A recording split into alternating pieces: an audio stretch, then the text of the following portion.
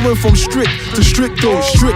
Understand? Only person I owe is myself. Strict. I went from strict to stricto, strict. Understand? Only person I owe is myself. Strict. Yes, people. Welcome back to the channel. Big Stricto here. Don't forget to like, share, subscribe, whatever it is that these other YouTubers tell you to do, but do it for me. Listen, I'm trying to try out a new show on the channel today. I think it's Friday All In or All In Fridays. Just talk about everything, man. Not just football. Could be football, could be Arsenal, could be whatever. We're just talking about it. We're just, you know what I'm saying, having fun with it. It's Friday night. A lot of people are out. A lot of people aren't. A lot in their house, chilling, just like me. I'm here, I'm chilling. The green screen behind me. I was gonna put a background, and I was like, I don't know, man, because you know you put the background, it leaves that thing around you, like the marks, the green screen marks on you.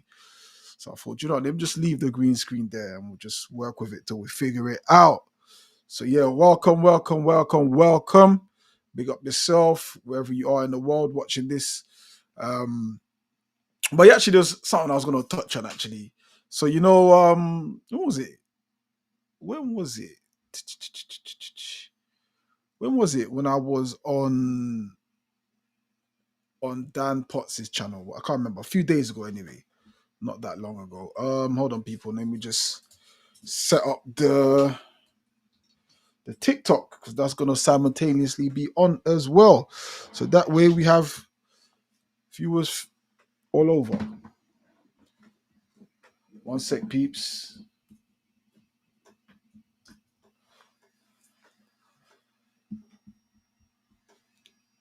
TikTok. So yeah, man, this is just a freestyle, people. There's no structure to this whatsoever. Hold on. I'm gonna try to put a structure to it though. One sec. I'm probably the worst at this because when it comes to multitasking, I struggle. I can only do one thing, if that. If I could even do one thing at a time. But yeah, it's crazy to trying to double task. It's honestly not me. But we'll give it a go.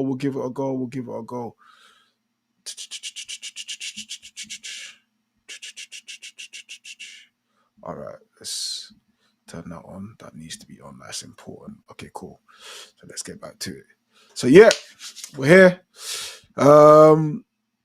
Yes, Sheikh Robbie. Please, bro, none of that madness that you was putting up the other day. Please. I need this channel clean. No, none of that stuff you was putting on, please. I don't really want to say it, but yeah. Man's a heterosexual male. Yeah. So the idea of what you was trying to entertain the other day is a bit mad for me. But big up all the non-heterosexuals. Do you get what I'm saying? But yeah, allow all of that madness you was putting in the chat, bro. Please. But yeah. All right, you've kicked us off. You're talking about the Arsenal-Newcastle game. Massive game, because of course Liverpool would have already played before we play, and they play away to Crystal Palace. Is that a tough game for them? Is that a tough game? Crystal Palace missing Eze. If there was one game that I would probably want Eze playing for, it would be that game. I said I'm Muslim, relax. Okay. Alhamdulillah then. Because anyway, let's leave that. Let's not leave that. If there was a game that I'd want Eze to play for Crystal Palace, it would be this game, because I feel like he'll have that cutting edge. We haven't really seen the best of Eze yet at Arsenal. We know he's warming up. He scored his goal out the other day against Port Vale. Good goal as well. You know, he positioned himself well, used the defender to shield his shot and his intentions, and he just crept past the keeper before he could react. It was in the net. But so yeah, it's gonna be a tough game for Liverpool. Now, Liverpool could win that game and be 8 points clear by the time we play Newcastle, and already we're chasing, bro. Already 6 games in, and we're already chasing. That is It's annoying. It's annoying. And listen, I can't blame anyone but the coach. To be honest with you guys, I can't blame anyone but the coach. Those two games, Liverpool and Man City at home, like. And listen, I don't want to start getting into the habit of scapegoating one player, but the Mikel Merino thing isn't working. It really isn't. Um, I think as fans we've become accustomed to with Merino coming on at halftime or coming off the bench, should I say, and playing that forward, attacking forward like a striker, false nine sort of role. But the midfield thing doesn't work. And yeah, I think that experiment, we can done that experiment now because the two games that has happened, we haven't won. We haven't won. We really haven't won. It would just be good to try something else now. We have Eze now. It'd be really good to try that. I don't know if Odegaard is fit tomorrow. I didn't really watch Arteta's press conference for tomorrow, but I doubt he'll be fit. You're asking me who's better, Eze or Saka? It doesn't matter. They play for the same team. Does it matter? Does it matter? They both are Arsenal players. I don't wanna start doing this, comparing Arsenal players to Arsenal players, and then boom. Do you know what I'm saying? It's causing a division. They both Arsenal players. They both Arsenal attackers. Now Eze is new to the club, and Saka's been there for a minute. So yeah, let's not do that. Let's not do that. Let's not do that. Yeah. So what am I saying now?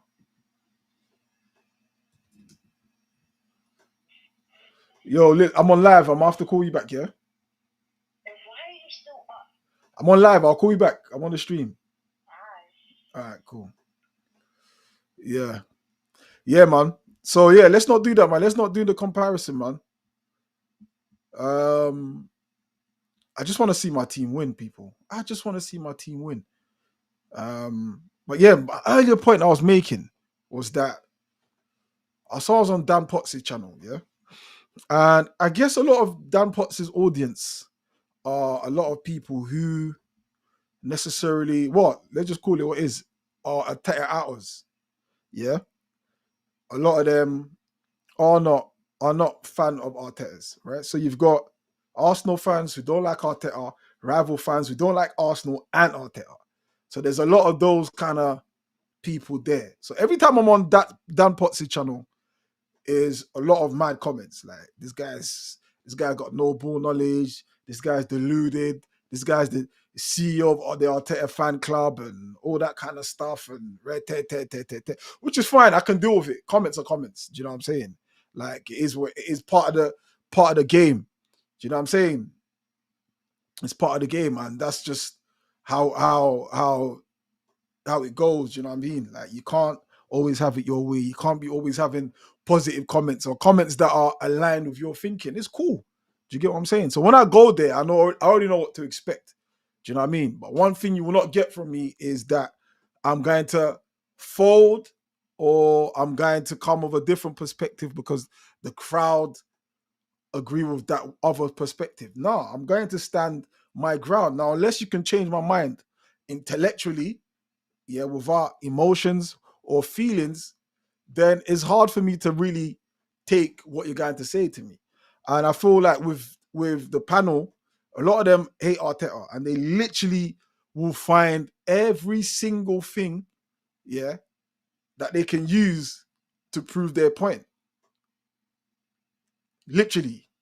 And what I don't understand is that when Arsenal do well, it's the players. When Arsenal do bad, it's Arteta solely. There is no in between. So there is no, it was the players that played bad or it was Arteta that did well or whatever. It's just never, it's always discredit to Arteta, never credit to Arteta. Always. Or credit to the players, discredit to Arteta. It's never, never, never credit to Arteta. Which is mad to me because surely there's got to be a balance because I have a balance here where like you heard earlier, I can criticize Arteta. I can do that. And I also can criticize the players. I can do that. Likewise, I can praise the players and I can praise Arteta. These guys do not, under any circumstances, praise Arteta at all. So everything is Arteta's fault. I was on there the other day, they was talking about injuries, right? And the injuries were solely Arteta's fault. Solely. Crazy to me. Crazy. We've just had injuries to Madueke. We've had injuries to Cole Palmer. Yeah, Cole Palmer's currently injured for Chelsea and he's out. Will be out for a minute, right? Now, by their logic, that would be because of the manager. Now, I doubt you will have Chelsea fans blaming the manager. I doubt it. I totally doubt you're going to have Chelsea fans saying Maresca, it's Maresca, it's Maresca, it's Maresca, which they won't do because they know it's football, right? I'm imagining Chelsea fans, though you lot know me and Chelsea, but imagining logic, sensible Chelsea fans would know it's part of football. These guys are squarely blaming this on the manager. I think only Kenny Ken on there, and big up Kenny Ken, he's my OG still. Only Kenny Ken on there was like, well, there's too many games being played, which is true. You've heard many football managers talk about the congestion fixtures. Chelsea, after a full season, played Club World Cup.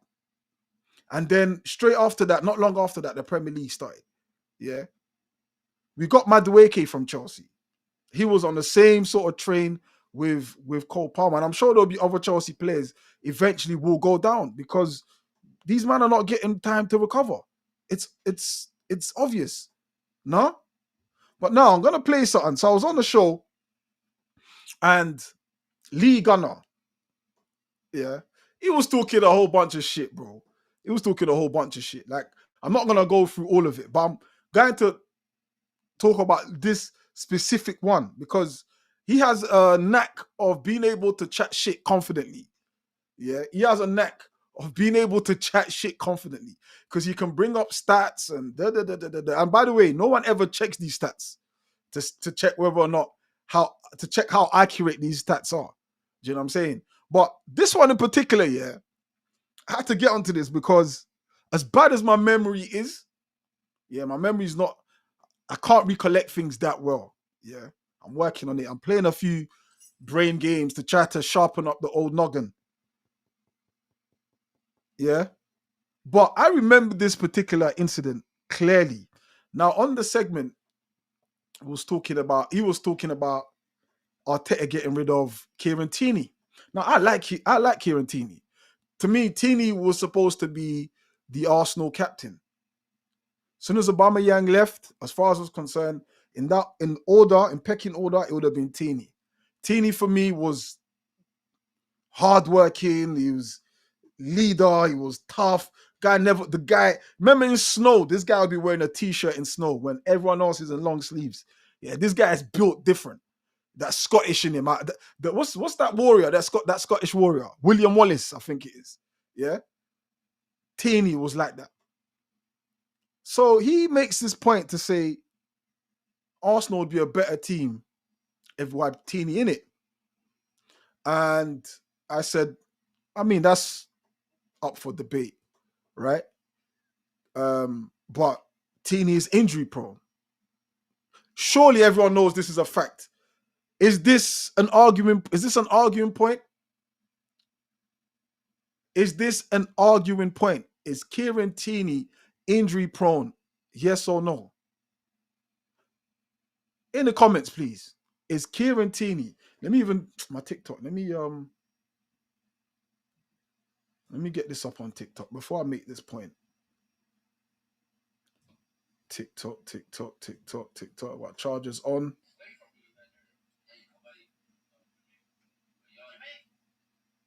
Boom. Let's do this. Live. Don't worry, people. I'm coming back.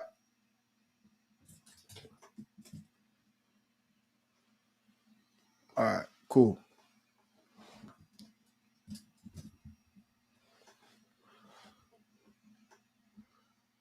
All right. Boom, boom, boom, boom. So where was I? So yeah. So we all know Kieran Tierney is injury prone. That has never been a secret. That has plagued him most of his career, certainly his career at Arsenal. To be honest, I don't know what his career was like at Celtic, but I know he went on loan to Spain. He suffered injuries there as well. Do you understand? But here's what I'm saying.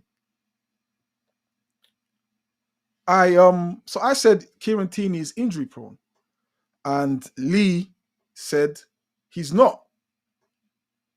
We signed Kieran Tierney injured.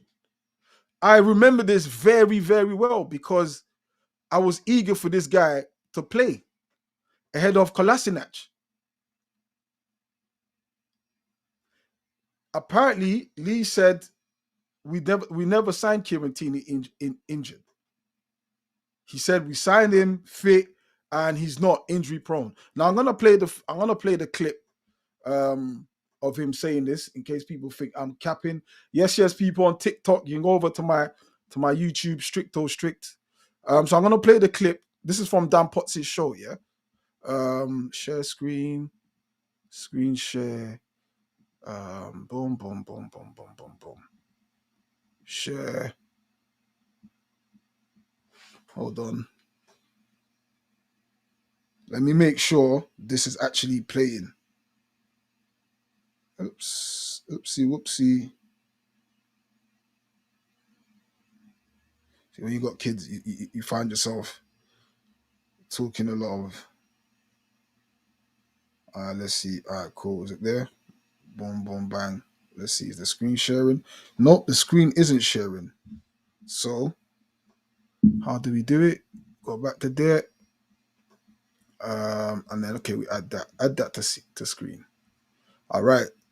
So, you should be able to see the screen, I believe. Can you not see the screen? Let me know if you can see the screen. Let me know if you can see the screen. Head over to my YouTube channel, people. Let me know if you lot can see the screen. Oh, what's going on here?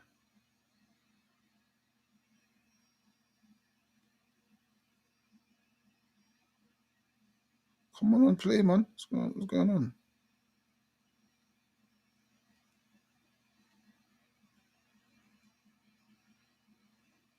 All right, yeah, you can see the screen. You can see the screen because I can see it on my phone here. All right. So let me widen this a bit. Yeah. So yeah, so Lee, so this is the argument he had, yeah. So this is him arguing with me. Like I said, how can a man talk so much shit with so much confidence? I don't get it. Like this is shit that can easily be proved. And I think a lot of the bottom gooners, yeah. So the guys who hate their clubs, yeah. A lot of them hide under the trying to hold the club to high standards.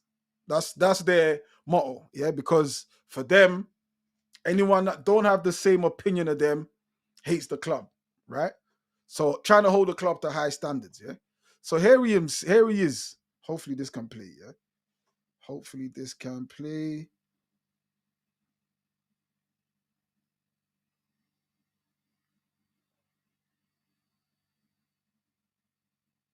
All right, cool. So let's hope this can play. All right, press play. Injury prone. That's crazy, bro. Everyone Kieran knows Tierney is Tierney injury is prone. not injury prone, bro. We signed Tierney injured. Tierney No, we signed didn't. Arsenal injured. No, we didn't. We signed him. What are you talking about? We signed him Hold by up. the injured. Hear him say Kieran Tierney. We didn't sign him injured. Brother's literally argued with me. Brother's literally argued with me, saying we did not sign Kieran Tierney injured. Now, like I said, my memory is very bad. Yeah. So um, more time I let things slide because I'm not sure whether or not I recollected it right. But here's another how can you put it? Another example, yeah, of Lee Gunner. You Yeah, just say just Tierney get out isn't of this, injury Rick, prone. That's crazy, bro. Everyone Kieran knows Tierney Tierney is prone. not injury prone, bro. We signed Tierney injured. Tierney No, we signed didn't. Arsenal injured. No, we didn't. We signed him. What are you talking about? We signed him up. brother injured. He was injured. Anyone watching this live stream right now, yeah?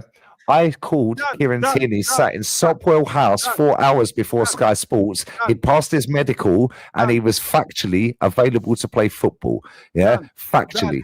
Yeah. Let me get Tierney's injury record. Let me get Tierney's injury. And okay, so he said he was sat somewhere. I don't know where he was saying. Kieran Tierney basically was available and ready to play. Here's Dan saying he's going to find evidence of this.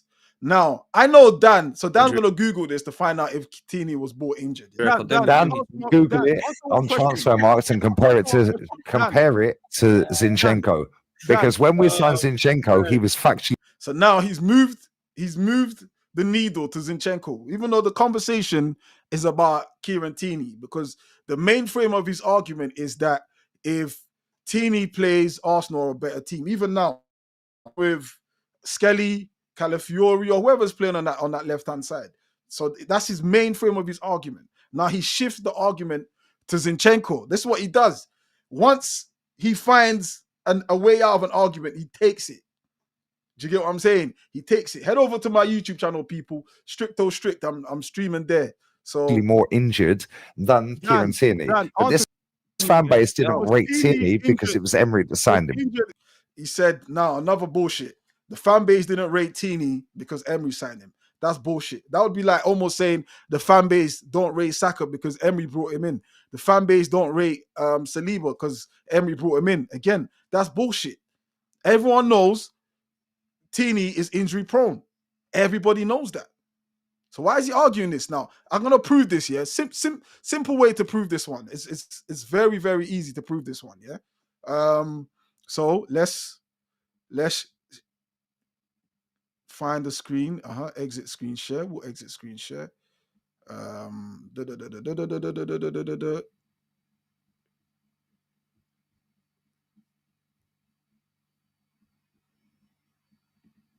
Bear with me, people.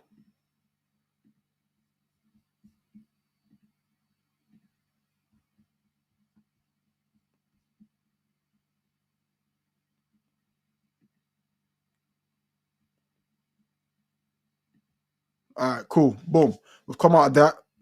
All right. All right. Let's screen share. Yeah. Let's screen share. So, people, you keeping up with me? Yeah. Did we sign Kieran Tierney injured? Yes or no? Yes or no? Before I show this next clip, did we sign Kieran Tierney injured from Celtic? Yes or no? Yes or no, people? Before I play the next clip.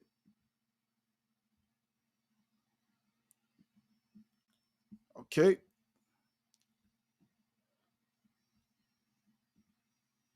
So this is from Sky Sports itself, yeah? Sky Sports. As you can see there, Sky Sports. So this isn't nothing that's been edited, covered, AI'd, whatever, yeah? This is Sky Sports reporting the Arsenal signing Kieran Tierney, yeah? So we'll go ahead and play that, yeah? So Lee said we didn't sign him injured. Lee said he's not injury prone, yeah? Let's go. Playing the Champions League qualifiers. However, Kieran Tierney does have a double hernia operation he's undergone, so he'll probably miss the start of the season anyway. But obviously, Arsenal need to get this done as well. They want some cheer as well, the supporters as well, obviously.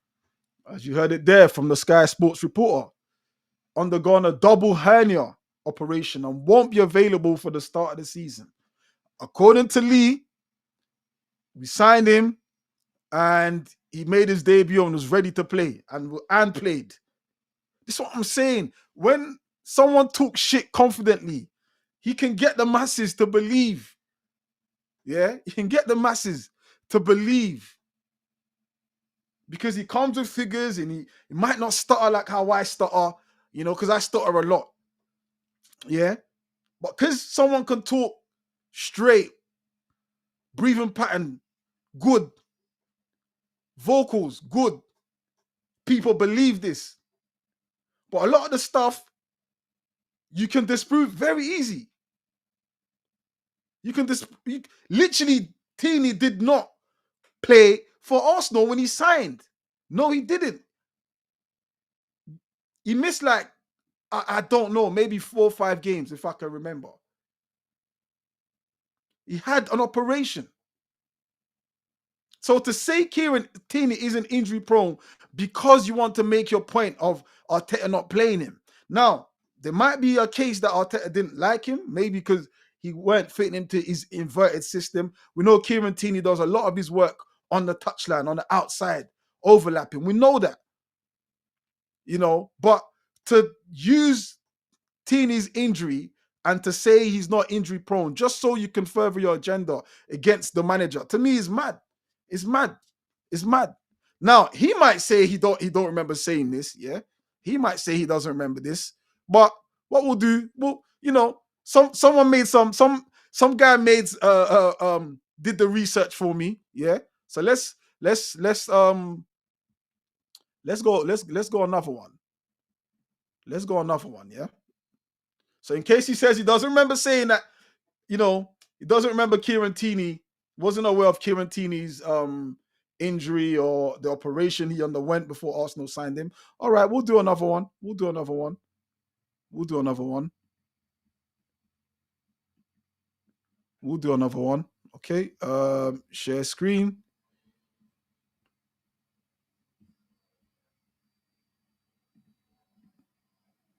No, that's not this one, is it?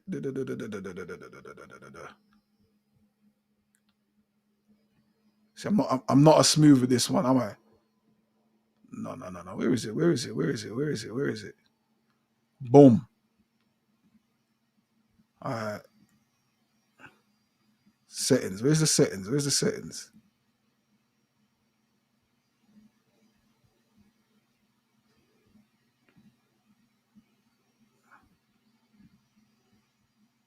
Bear with me, people. Bear with me. All right, replace screen share. No, that's not it. You know what? Just remove it. Yes. Exit. Cool. We'll do another one. Screen share. All right, is it that one?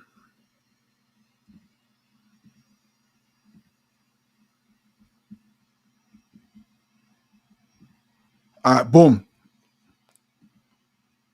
All right. You know, no, I'm still learning this shit, you know. I'm still learning this shit. All right. All right, we'll go here. Add to scene. Boom. Yeah. Add to scene. So just in case my man says he wasn't aware or he misspoke. Remember, he's talking of a lot of confidence, yeah? Yeah. So yeah, well, let's roll the tapes. Oh, yeah. And he had already announced that he was staying at Ajax anyway. So the only other target was Tierney. My only other concern after that was... Get a completely free bet builder on any Premier League game this weekend. And use it with Paddy's Super Sub, where your bet rolls over to the player coming on. Let's mute the ad. All right, boom. How bad was this double hernia op that he had, and how much of that would be taken out of him as a result? But no, he seems to like. Thankfully, Neil Lennon gave us an update a couple of days ago. He's only a couple of weeks away from being fit. Less than a week. Good enough. Big up, Brad Lewis. All right, so here you hear it. So him knowing Tierney had a hernia, he was fully aware Tierney did not start with Arsenal, did not start week 1 with Arsenal, nor week 2, right? We literally signed this guy injured. This guy's going back and forth with me saying, nah. We, you know, he was fit and ready. That's what he said. He was fit and ready. Like I said, when I go over to Dan Potts' channel, I know, I get it. There's going to be a lot of people who don't like me. It's all right. There's going to be a lot of people who say I'm deluded. Stricto fans like Stricto are the ones that keep Arsenal where they are. Me, you know, a whole me, you know. It's because of me, my team ain't won shit in 20-something years. Me, the sporting director, the coach, the striker, the goalkeeper, the left back, the centre back, me. Now, man always talks about dashing the season ticket. Like it's meant to be. I don't know what he thinks that all of that is about, to be honest with you. I don't know what all of that is about. Maybe it's meant to be an insult that I did that, or it shows I'm a flip-flop, whatever. I don't know. See, I keep saying it. People like him are scared for that label flip-flop. They're scared of the bad comments. So the easier thing to do is to do things that aligns with the majority. Do you get what I'm trying to say? Top Gooner is what they call. That's what they've labeled me. Top Gooner. By the bottom Gooners. Do you get what I'm saying? There's no way you can be an Arsenal fan and have this much vim and hate for your club. I don't care what anybody tells me. Some of them comments on Dan Potts' channel are rival fans. I can't believe, I don't want to believe these are Arsenal fans, bro. Because I'm saying this now, the moment Arsenal win something, these people are going to move the goalpost and start talking about they spent £1 billion. Like, Arsenal winning is the worst thing that could happen to these men. I'm telling you. And do you know what? I give it to them because right now they're on the right side. Or what feels like the right side, because Arsenal haven't won. Do you get what I'm saying? Like, Arsenal hasn't won. So therefore, they can still ride this wave. How long they're going to ride this wave for, I don't know. But I can tell you this, the moment Arsenal start slapping teams, Arsenal start winning, start getting the glory days back on, these men are finished. But nonetheless, they will move the goalposts. I'm expecting that. That's what they do. First, a man said, if we signed, a man said, we're going to sign Nicholas Jackson and Gyökeres is going to go Chelsea. That didn't happen. We've heard nothing from them to say they got it wrong. You can't have it your way. You can't say something and when it doesn't happen, you go silent. And when you say something and it does happen, you stand up and beat your chest on how right you was. How are you having it both ways? How are you buttering your bread both sides?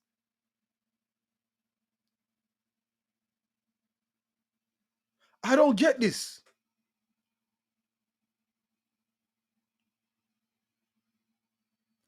Stricto Strict people, go to my YouTube channel, Stricto Strict. Join the live.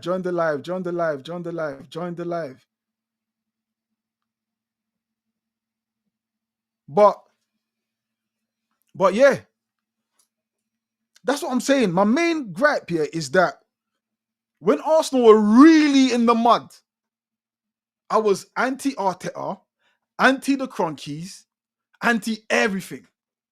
Anti Emery. Emery just didn't connect with the fans, bro. Emery didn't connect with the fans. Every fucking good evening. This brother, stop fucking saying that. Granted, it was man's accent in it. So I'm gonna push. I'm not really gonna push into that. He couldn't help it. He didn't speak English. And credit to Emery. He started to learn how to speak English because his first press conference then and to his first press conference now, his English is, do you know what I'm saying, is good. You know, his pronunciations, his understanding of it, his grasp of it, he's really done well to pick up the language. But my issue is, I don't think Emery's a top manager. Neither do I think Arteta's a top manager because he hasn't won any other trophy. He's his first, Arsenal is his first club. Do you know what I'm saying? However, from what I've seen at both of them at the club, Arteta won a trophy with his team. With his team. He couldn't win a trophy with his team. took us to the fucking Europa League final and got us slapped by Chelsea. Bro, that day, yeah, my phone couldn't stop ringing. I don't think I even did social media for a minute. You know, when you're scrolling and that's all you kept seeing was brother, I'm telling you this now. This is Emery's, this is what he's known for. The Europa League that's what he's known for. This guy comes Arsenal and just embarrasses us, bro. It wasn't even like a 2-1 or even penalties or draw and then penalties, bro. We got washed. We got washed. Going to Watford, getting absolutely pelted by Watford. Troy Deeney coming out saying these man ain't got cojones. This is under Emery, by the way. This is under Emery. And I can make a case for Emery and say, do you know what? Whoever came after Wenger was going to struggle. Whoever came after Wenger was going to struggle. Similar to United with Fergie. Whoever came after Fergie had big flipping boots to fill. I can give that to Emery.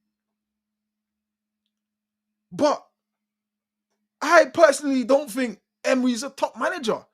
Yes, has he won trophies? He's won the Europa League trophies. So if he's a Europa League trophy manager, I expect him, to get us over the line. I expect him to do that. You've got Laka, you've got Oba.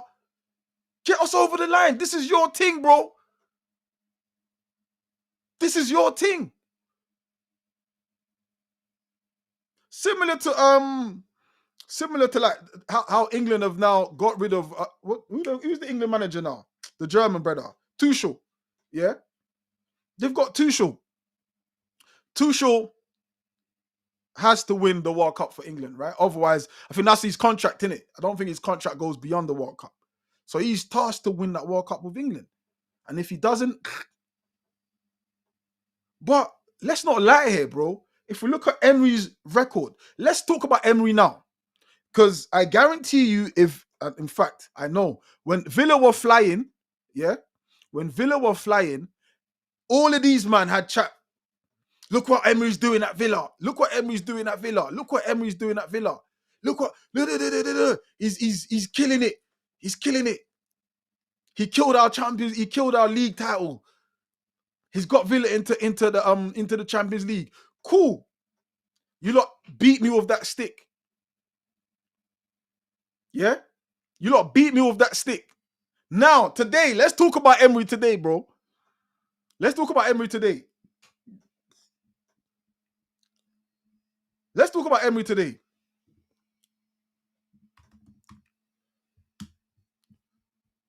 Let's look. Where's Villa in the league, bro? Where's Villa in the league? Aston Villa sitting 18th. 18th. I don't think they've even won a game this season, bro. Sitting 18th. Let's see. Goal difference. -4. How many goals they scored? How many goals Villa scored? Goals 4, yeah? Goals 4. Let's see. Goals 4. Villa have scored 2 goals. We're coming up to week 6 of the Premier League, bro. Yeah? Week 6 of the Premier League. He's sitting 18th. However, I can't make that argument or that debate because I'll get told, well, it's still early in the season. But then if it's still early in the season, why are you, man, writing us off then? Why are you writing us off? I don't understand. Why do you lot constantly move the goalpost? Listen, I can take it. I'm a big boy, I can take it. Light work. Light work. Again, they're quick to mention that Emery took us to a European final.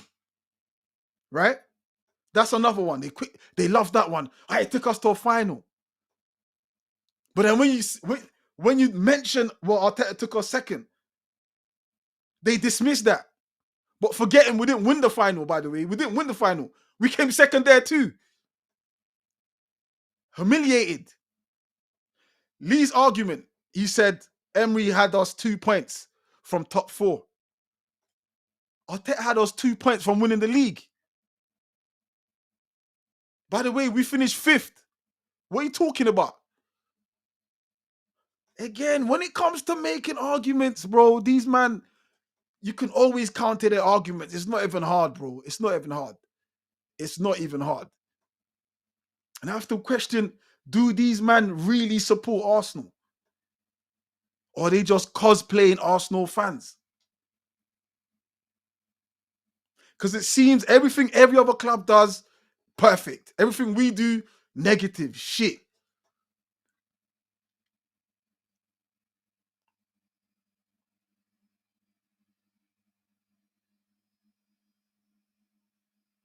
Why do we support? Why do we even follow football, bro? Why do we love the game?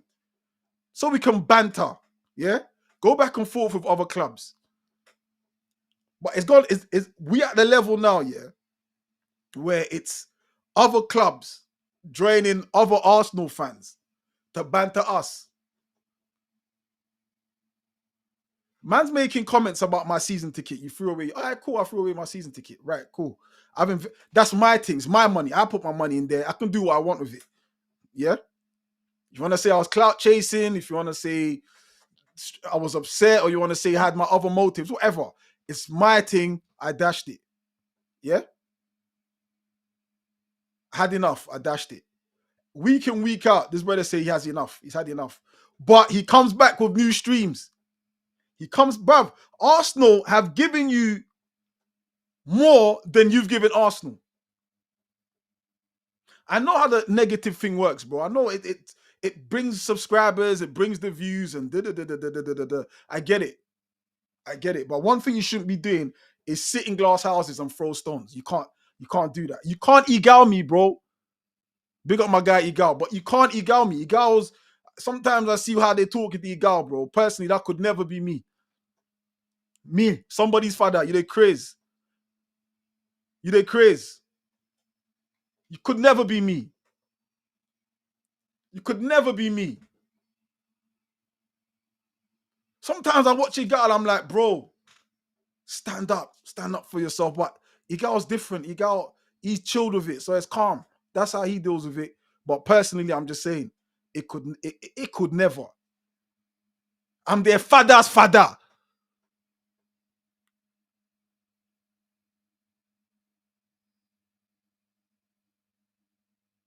Father's father. Brother, you man are mad. You man are mad. I'm telling you. You won't find any man as flexible with thinking as I am, bro. I keep saying it. If you present new evidence, new logic, I change my mind. These men here are so scared of being called flip-flop. I keep saying it, people. That word scares them.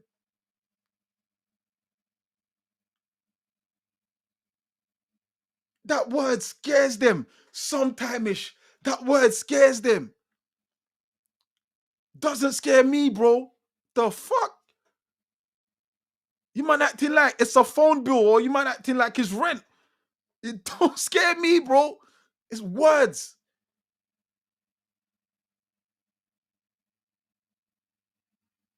It's words. Do you get me? Flip-flop. Bro, you're flip-flop. My God.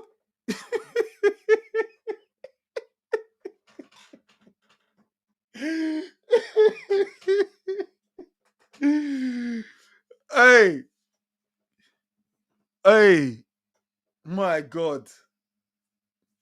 And they say I'm obsessed with Arteta. I'm obsessed with Arteta. Brother, you are more obsessed with Arteta than I'll ever be, bro. Than I'll ever be. Because if you look at it, they're always talking about Arteta. Always. Always talking about Arteta. Man's in bed with his girl. Man's in bed with his girl. Late night. 2 a.m. Oh, babe. Go deeper. Go deeper. Nah, I want to Arteta out.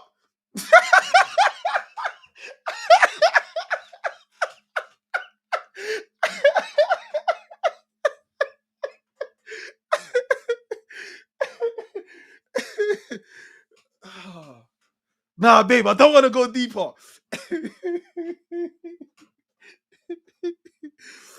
Brother, it's mad. The mind games is crazy. It's crazy, bro. It's crazy. How can I be upset? Do you know, it's mad. I actually said on that stream, I said, if Arteta goes, I'm cool with it. I'll back the next manager that comes in. Oh, how can you back the next manager? What if it's Wayne Rooney? I said, I'll back the next manager. The fuck? The fuck are you talking about here? Stop moving goalposts. Arteta goes, it's not the end of Arsenal, bro. I'm not married to the idea of Arteta staying at Arsenal. If he has to go, if the club sack him, the club sack him. Calm. I just know the club is in a better place than what it was a few years ago.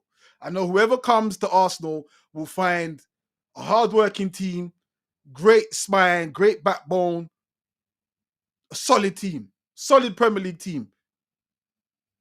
We're in the best shape we've been in the last 15, 18 years. 15, 18 years. I'll back it. Oh, nah, but you just said, nah, you're trying to push your agenda on me. You man's got your agenda. You man got your agenda.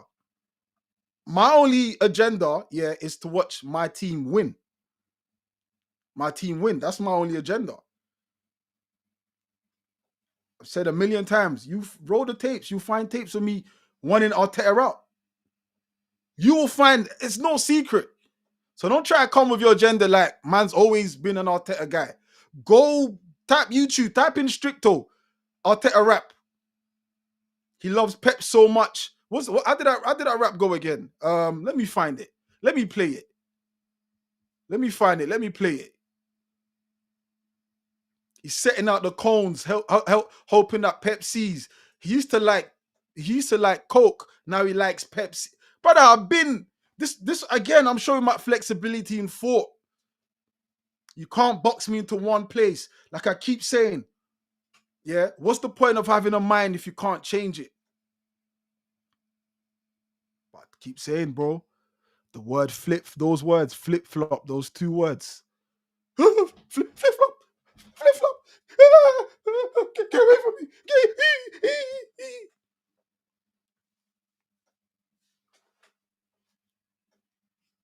It's crazy. I'm not going to get into them other things with my man. I can see some of the comments are saying with Lee, I'm not going to go into that. Do you know what I'm saying? That's something else. That's personal. Do you get what I'm saying? That's some personal shit. I'm going to leave that shit out. Yeah? I'm going to leave that shit out. But if a man wants to do personals, we can do personals, bro. It's no issue off me, innit?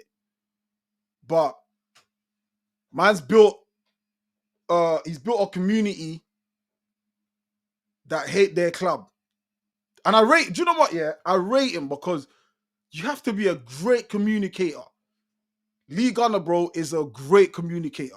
I'm not. I won't lie to you, lot. I'm not. I barely can even get my words out sometimes. Yeah. English ain't even my second language. Talk less my first. Do you get me? English ain't even my second language, bro. But one thing is, man loves my club. Eric saying, Stricto, put the hot dog suit on. Match days, bro. That's match days. Match days. Match days. Match days.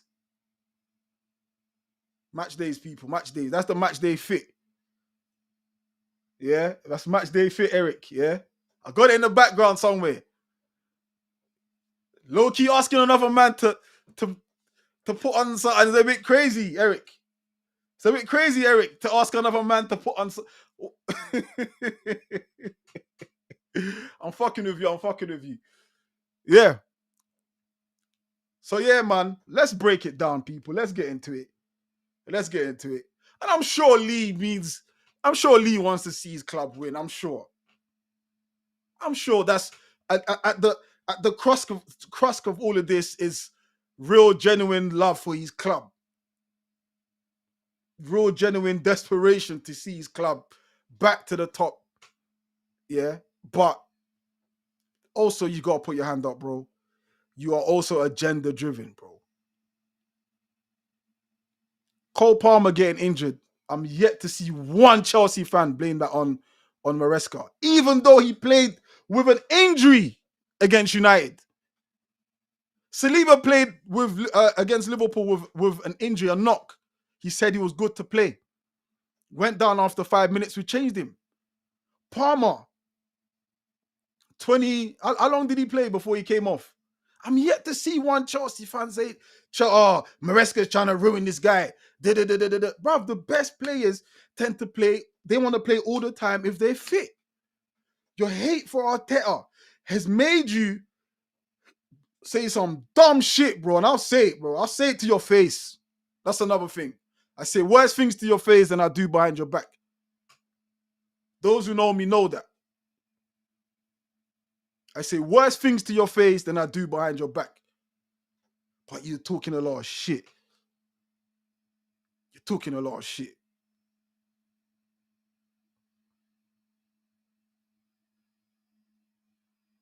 Do you know, I could try to get 70,000 followers, yeah?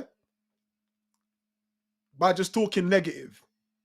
Because I know half of that 70,000 or even more than that would be rival clubs who want to come and banter and feel warm. They want to come to feel warm because I provide the blanket. Yeah? I provide a blanket of warmth. Yeah. All right, let me JD Damar, Stricto, why don't you admit you support Arteta and it's about him specifically winning?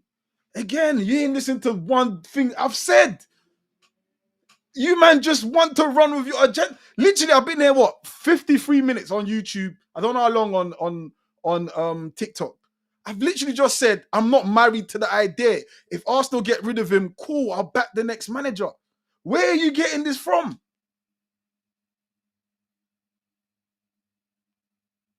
What do you want me to admit? What do you want me to admit? I've also criticized the man.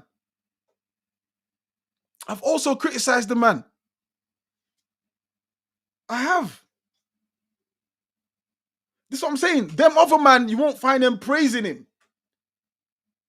Oh yeah, got us competing. Oh yeah, that's a trophy. You would think this was fucking Arsenal a few years ago. Like, I would understand. Do you know how mad it is? There was a time when Arsenal used to lose, yeah, it didn't bother me. I got so used to it. People would call me to banter me. I'd even answer the phone. I wasn't even hiding. Like, yeah, we were shit, bro. We were shit. Because there's nothing you could say that could sway me. Like, we were shit. I couldn't. If it was them times, I could understand, bro. I could understand. I could understand. And JD, man had 6 seasons, no trophies. Again, 6 seasons. Where's the no trophies? Where you got me? 1 billion spent. But here's another one they do. They'll talk about other clubs, Chelsea. They'll talk about United or Man City. They spent money. When in the history of Arsenal have you known us to spend money?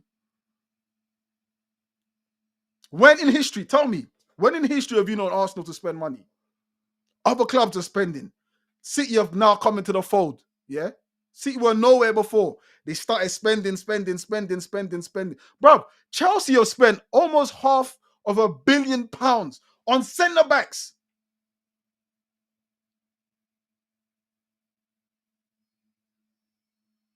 on centre backs. No one mentions that. Oh, no. No, I don't care about Chelsea, though. I don't care about Chelsea. But then when you don't want to make your counter arguments, you bring Liverpool, you bring City, you bring United, you bring Tottenham. Like, you bring whoever to make your counter arguments. But no one can respond. It's like you lot just want your cake and eat it, man. Big up all of you in the comments. Can you link up phone in? Yeah, I could do phone in. What, you want to phone in? Let's do that. I'm gonna put that in the comments. We'll do a phone in. Big up Anthony, I see you, bro. Big up yourself. Great show. Thank you very much.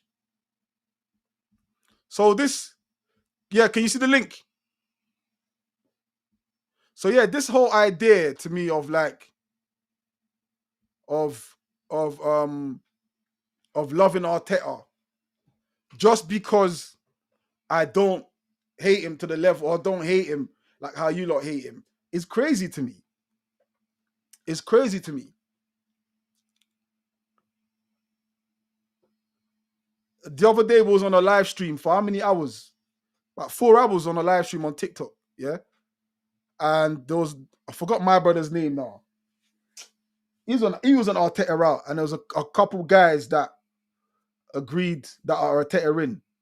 But we had a civil conversation at banter, yeah? Till the early hours of the morning. No issues there. So you can agree and disagree. But I ain't gonna let you run no agenda on my name, bro. You're not gonna do that. I mean, you can do it. People are doing it, but I won't sit down and let it get to that level. Do you know what I'm saying? All right, we've got another man here. I'm gonna try add him.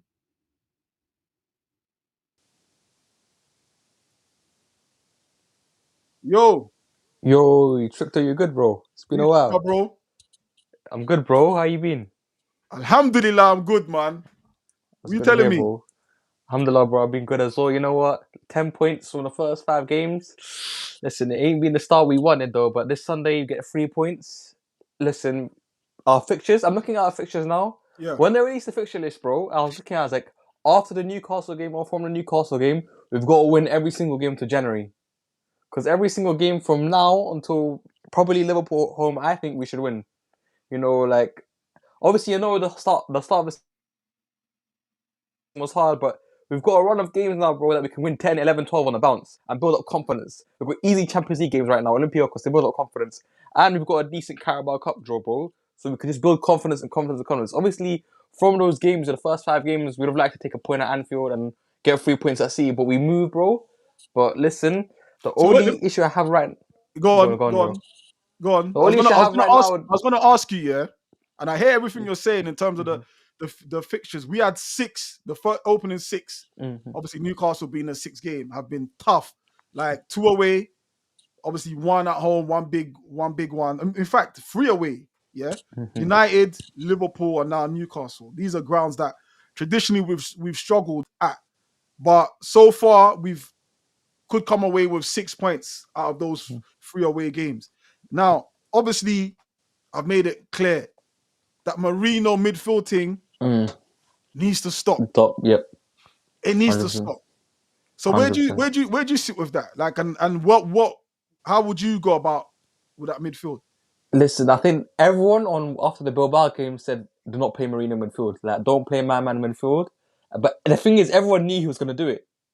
That's the sad thing about it. Everyone knew Mourinho could not play midfield in this game, and he persisted with it.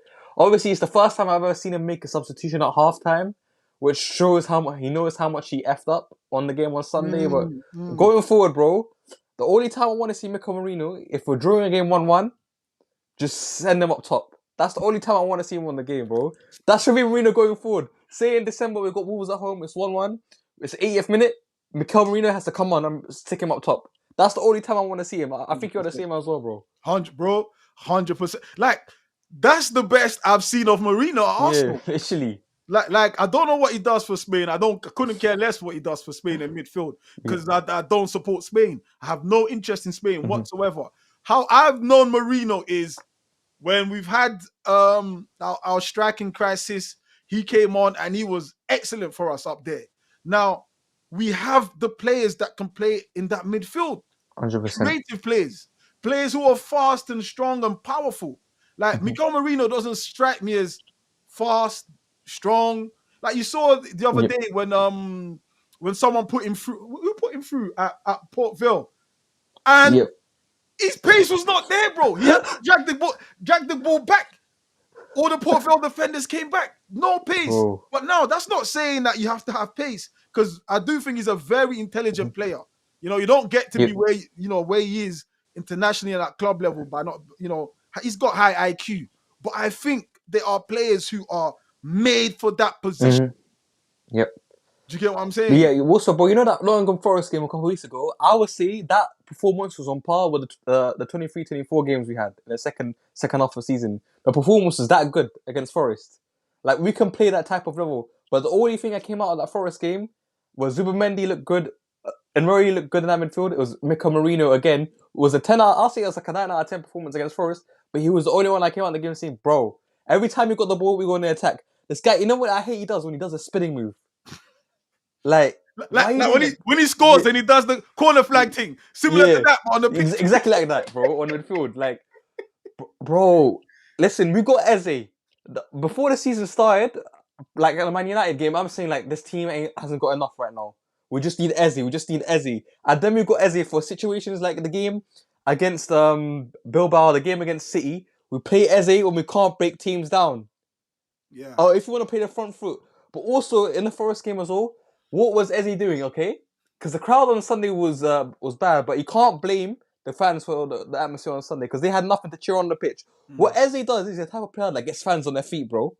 Like, you see the flicks and skills he's doing? When he does that, the crowd gets energy.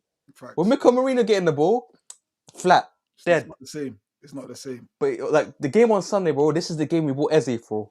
Because Newcastle, they've cost us the title now, bro. When we went there 1-0, obviously you can argue about whether the ball was in or out.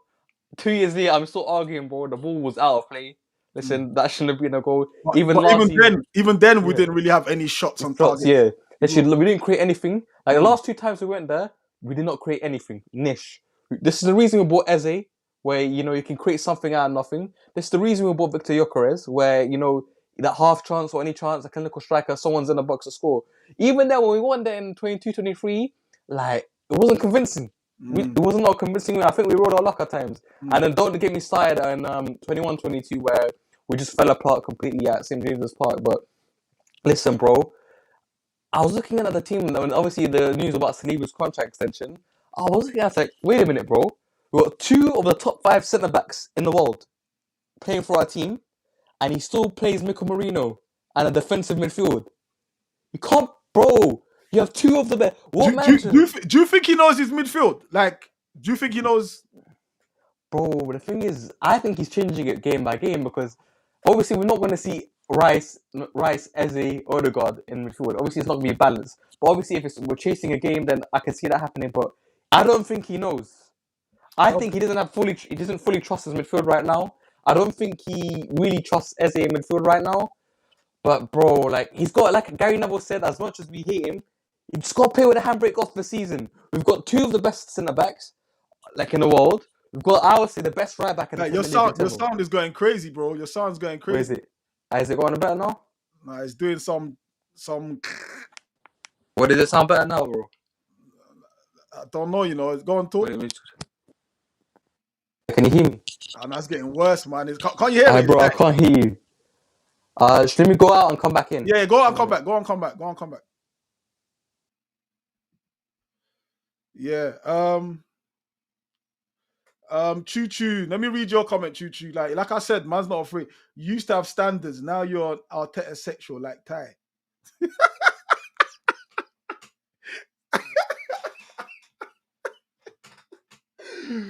Hold on, wait. Where's my Arteta? I've got an Arteta poster behind me still. There's a big Arteta poster behind me, bro. Big one.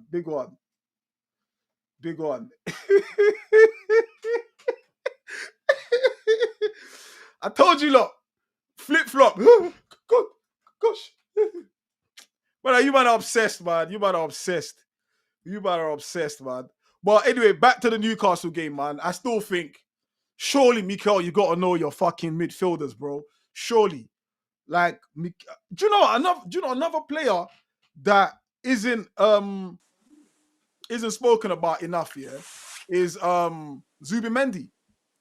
I think Zubimendi gets away with a lot. He doesn't come under the same scrutiny that we get with Marino. And if I'm being honest with you, he's nowhere near the levels of Partey. If Partey plays against Man City on Sunday, yeah, you see a difference in that midfield. I'm talking about offensively and defensively. I haven't like that game. I really didn't see Zubimendi that much. I saw him demanding the ball sometimes, but when he got the ball, losing it. What do you think? What do you think of the Zubimendi so far? But the thing with Zubimendi right now, bro, I don't think he's been given the opportunity to shine. The same with Eze, because when you've got Mikel Merino in midfield, because we all know Mikel Merino's reliability, that leaves Declan Rice having to cover for Mikel Merino as well. So Rice this season, bro, hasn't been good. We can all admit that Rice has not been the standard that he set last season, the standards he set the first 2 seasons. And that is down to Mikel Arteta's midfield selection of picking Mikel Merino, who is a liability, which obviously affects Declan Rice and affects Zubimendi a lot. I think when we want to see Zubimendi at his best, the game against Nottingham Forest, obviously Mikel Merino played there, but I think when Declan Rice looks good, Martin Zubimendi looks good as well. But you just got to put someone creative in there. Because when he had the ball on Sunday, bro, I was looking at it in the ground, bro. I was like, there's no one really there to pass to. Like, no one's making any good ones. There's no creative outlet in the team as of right now.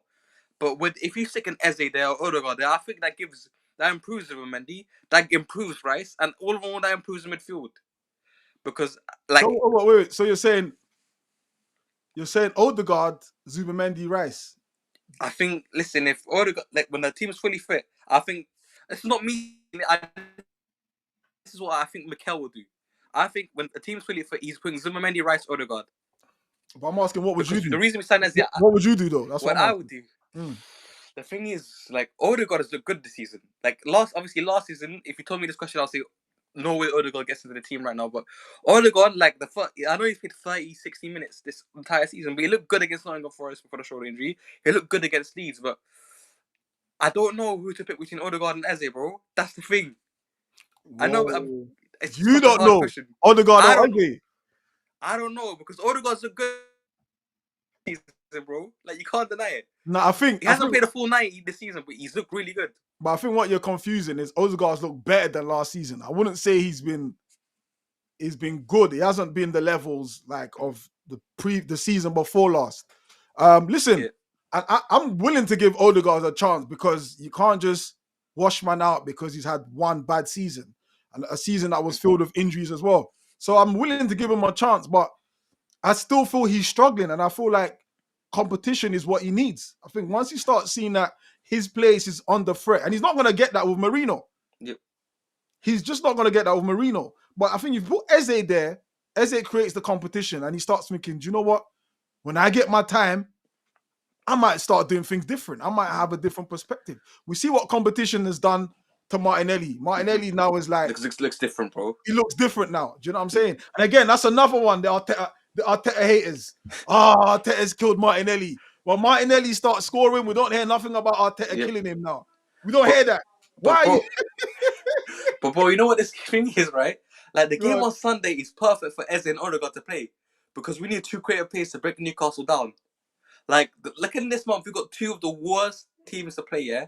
I think, we see Newcastle away and Atletico Madrid at home. Those are the 2 worst possible fixtures for us to play, because we can't break teams down. And the reason we bought Eze is to break these teams down. So with me, if Odegaard is fit, like Arteta said in his press conference, I'm putting Odegaard in midfield, and I'm doing the thing where I'm sticking Eze on the left, bro. I should be done. Boy, I mean... let's see how it goes, innit? Let's see how it goes. You, what's your match prediction? Before you go, quick one. Match predictions. Score predictions.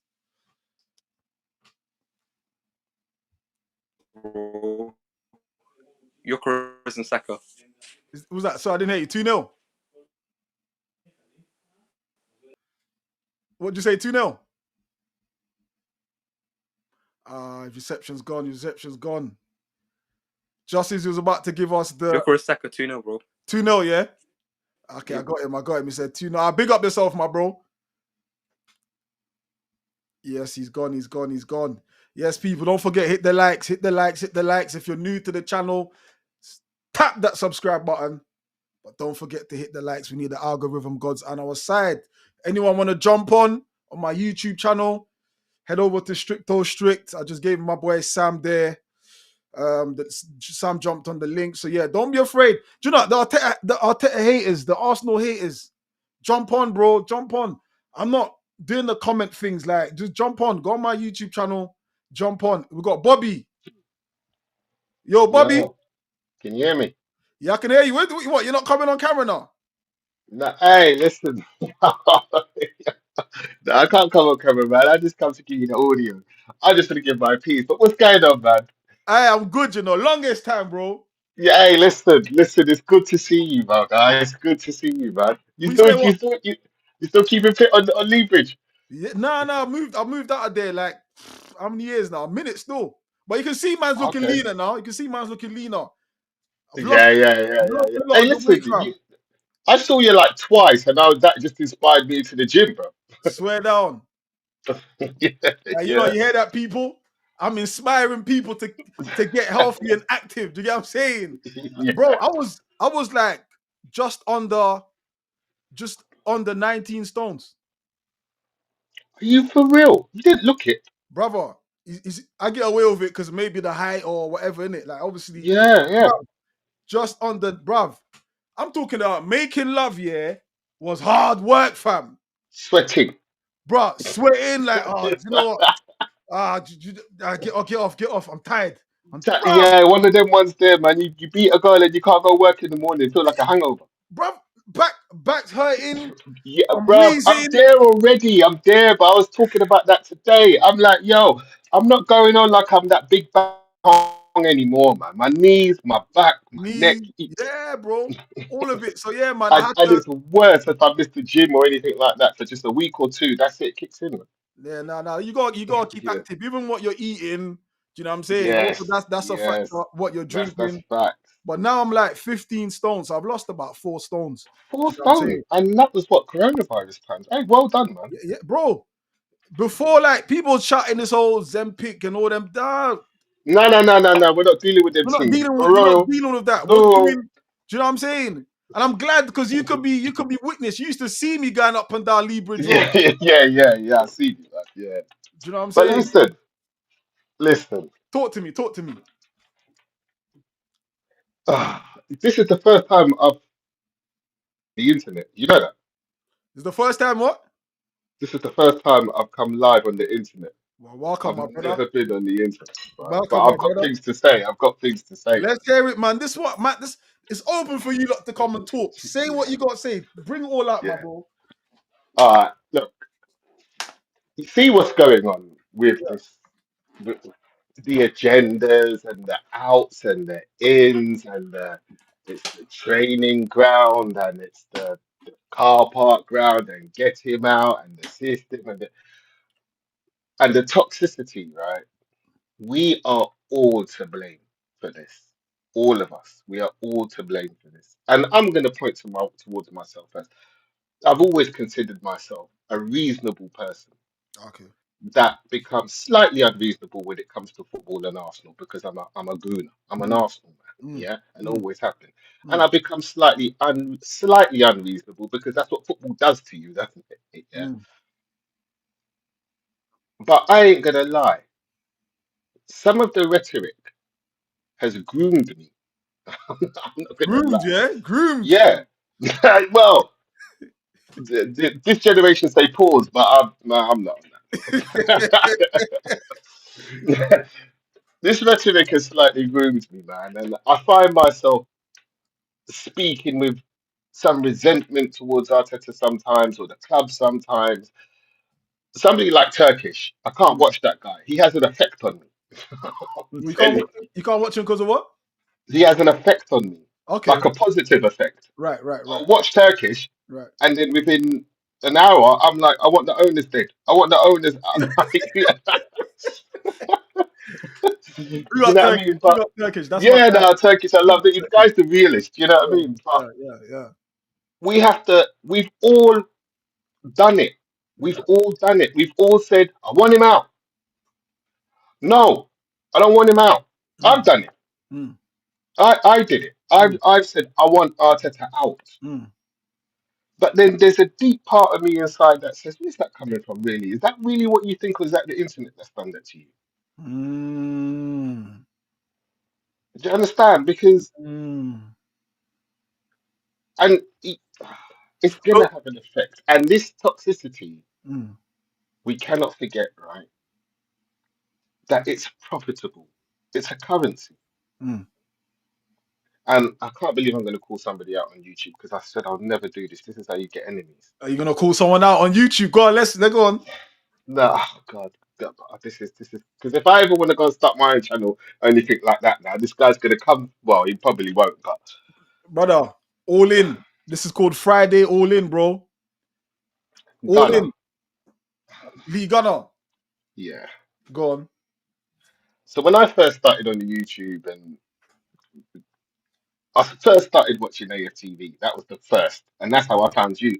Well, actually, I found you. I found you, and then I saw you on the Big Show, but that's how I found you. Okay, yeah. And when I found the AFTV, I thought, okay, there must be others out there. So I started finding. I found Lee Gunner. I was like, that man's got the name. I've got to subscribe to this. Do you know what I mean? But I think I watched that guy twice, and I said, this is a Tottenham fan. I'm not lying. I said to myself, I have Tottenham friends, Tottenham fans as friends. I know Tottenham people. I hear them on the internet. You got your expressions or whatnot. Have you ever heard expressions talk dirty about Arsenal as much as Gunner? Never. Or maybe the best way to put it, with so much venom. Vitriol. Do you get what I'm saying? Do you know what I mean? Like, expressions is creative with how he banters Arsenal, and do you know what I'm saying? Like, me as an Arsenal fan, forget even being in this whole circuit of content creating, yeah? Me as an Arsenal fan, and I've met expressions maybe on 2 occasions, yeah? Three occasions, yeah? And you don't once feel like I want to punch this guy in the face. No. He's running you down and you're laughing at it. Do you know what I'm saying? Like you know what I mean? Every time I've met this guy, it's just been even done a song, him and KG done a song where they've dissed me on it. Do you understand? Talking about my brown coat and that. And that's all love. You can take it with love. Because expression does this thing where he can command and talk about any team, and you can see him even as a rival and want to shake his hand and talk to him and reason with him. Yes, yeah. Go ahead. Yeah, so do you think somebody like Lee Gunn, I'm just going to use Lee Gunn as an example because that's the most obvious example, but it's not just him. And like I said, sometimes I've had those days, as bad as him, but I've had those days. But do you think it's more about the currency of the toxicity? He gets paid for it. I mean, do you know what? Or do you think it's genuine, shall I say hate? He sounds like he hates the club. Do you know what? Yeah, I'll be fair to him, and I'll say maybe there's a lot of frustrations, because if you look, someone sent me something on Insta of him in his early days, and he was very, quote unquote positive, right? He was very soft in how he spoke and and now if you compare that guy then to this guy today, which is mad, because in them times the club was really in the mud, and today the club's coming out of the mud, and you would think, wait, you've got these 2 personas mixed up. That persona should be today, your old persona should be today, and your new persona should be back then. right? Because the two were so different. Where he's like, oh, you know, let's all support the club. Da, da, da, da. Now, I don't know what his aim is. I don't know whether or not. I don't know, innit? I don't know. But there's sometimes when I've questioned for real, like, is man really an Arsenal fan? Because when you have rival fans agreeing with you 99% of the time, there's a problem. You know what I mean? There's an issue. There's a big problem there. I don't give a fuck what a Liverpool fans got to say. Yeah, exactly. What a fucking Chelsea fans got to say. I'll run their club the same way. And a lot of Liverpool fans, they hate me. Like the only time I would ever agree with Liverpool fans, is if it's anything outside of football. God rest his soul, Diogo Jota. Do you know what I'm saying? Anything of that nature. Do you know what I'm saying? Because that's not football. That's not a footballing thing. That's a real life thing. Do you understand? But football, I don't agree with Liverpool because I got a lot of Liverpool fans who are my brethrens, and we go back and forth with it. So they will never support Arsenal fans. But once they find an Arsenal fan and they start sort of like agreeing with him, you've got to ask yourself, why is that? He says what they want to hear, which is weird.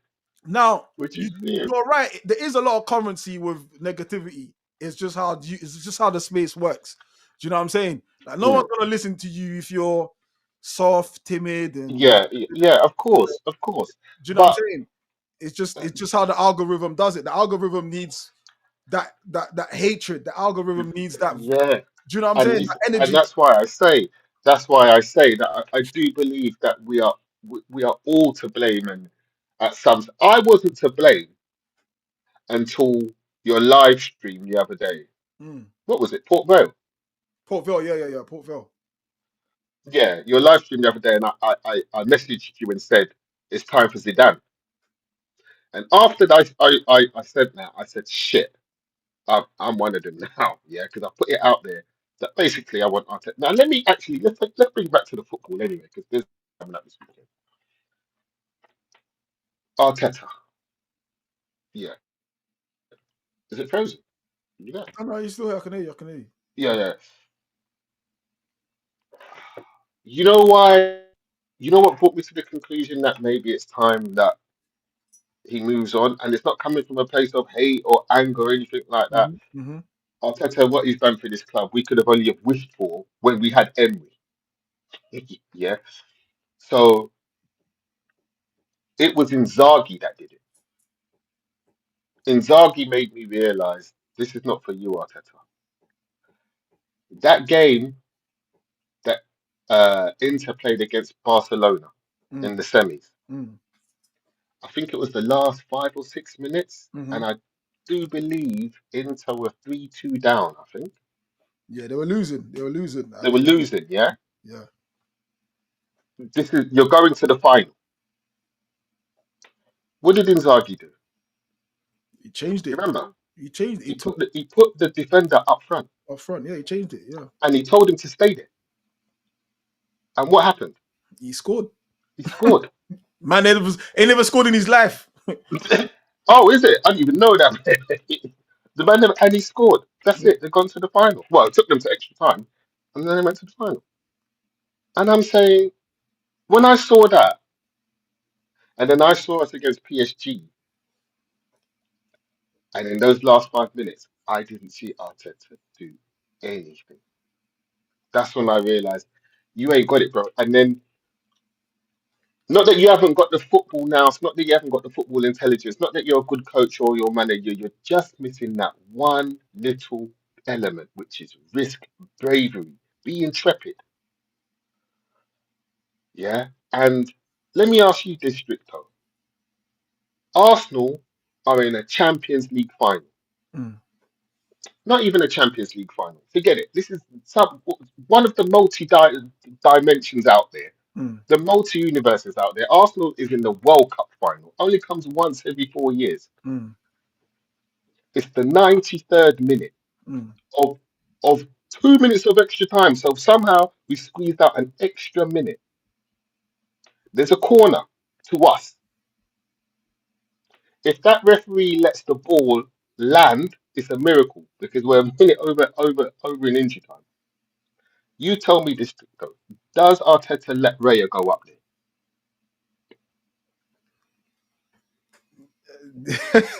Yeah, right. No, Then, I right. can't Yeah, answer that, bro. right. I honestly can't answer that. No, come on, straight. No, but he's let Raya go up in the past. When? I never seen that. Against Villa. No, against West Ham last season. Did he? The reason why I remember that is that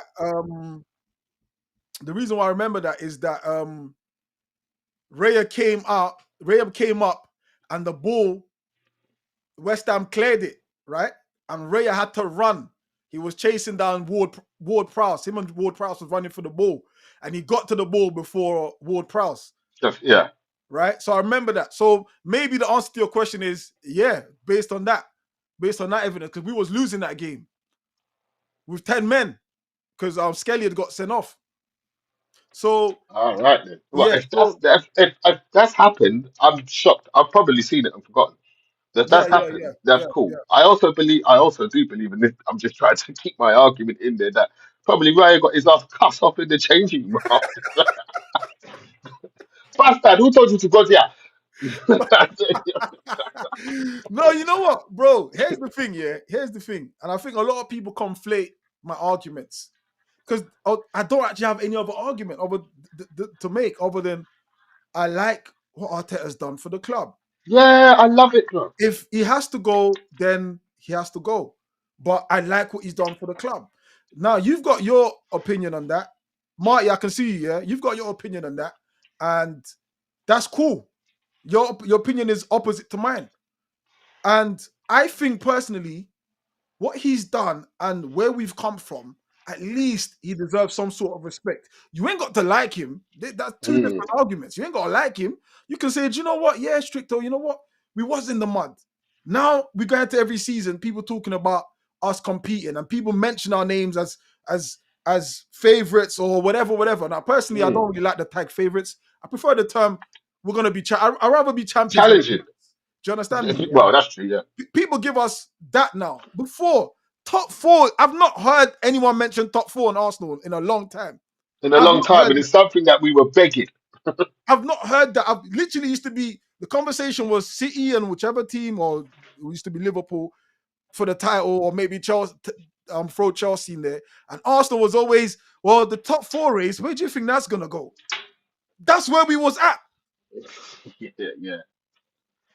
I go into games now more confident that we're going to win than we are going to lose. I go into games now, when we lose, I'm vexed. There was times when Arsenal used to lose. I never used to be vexed. Yeah, no. The thing I was so used to it. Times when I wouldn't even look for a TV to watch Arsenal when I was out. Nah, but Stricto, 2 seasons ago, weren't that when you were going into games thinking that, yeah, we won this? Before the whistle even went, you thought, yeah, we won this. Have you really been thinking like that this season or even last season? It's different because here's what, and it's not, again, I'm just offering a different. Here's where we are now. Yeah, we are early in the season. We have a squad. We're deep. We're deep with quality in our team. The quality really doesn't really drop off. You think about when Saliba came out injured the other day. Any other season, we're panicking. We're finished. Yeah, he shows us levels. Yeah, Mascara's a gem.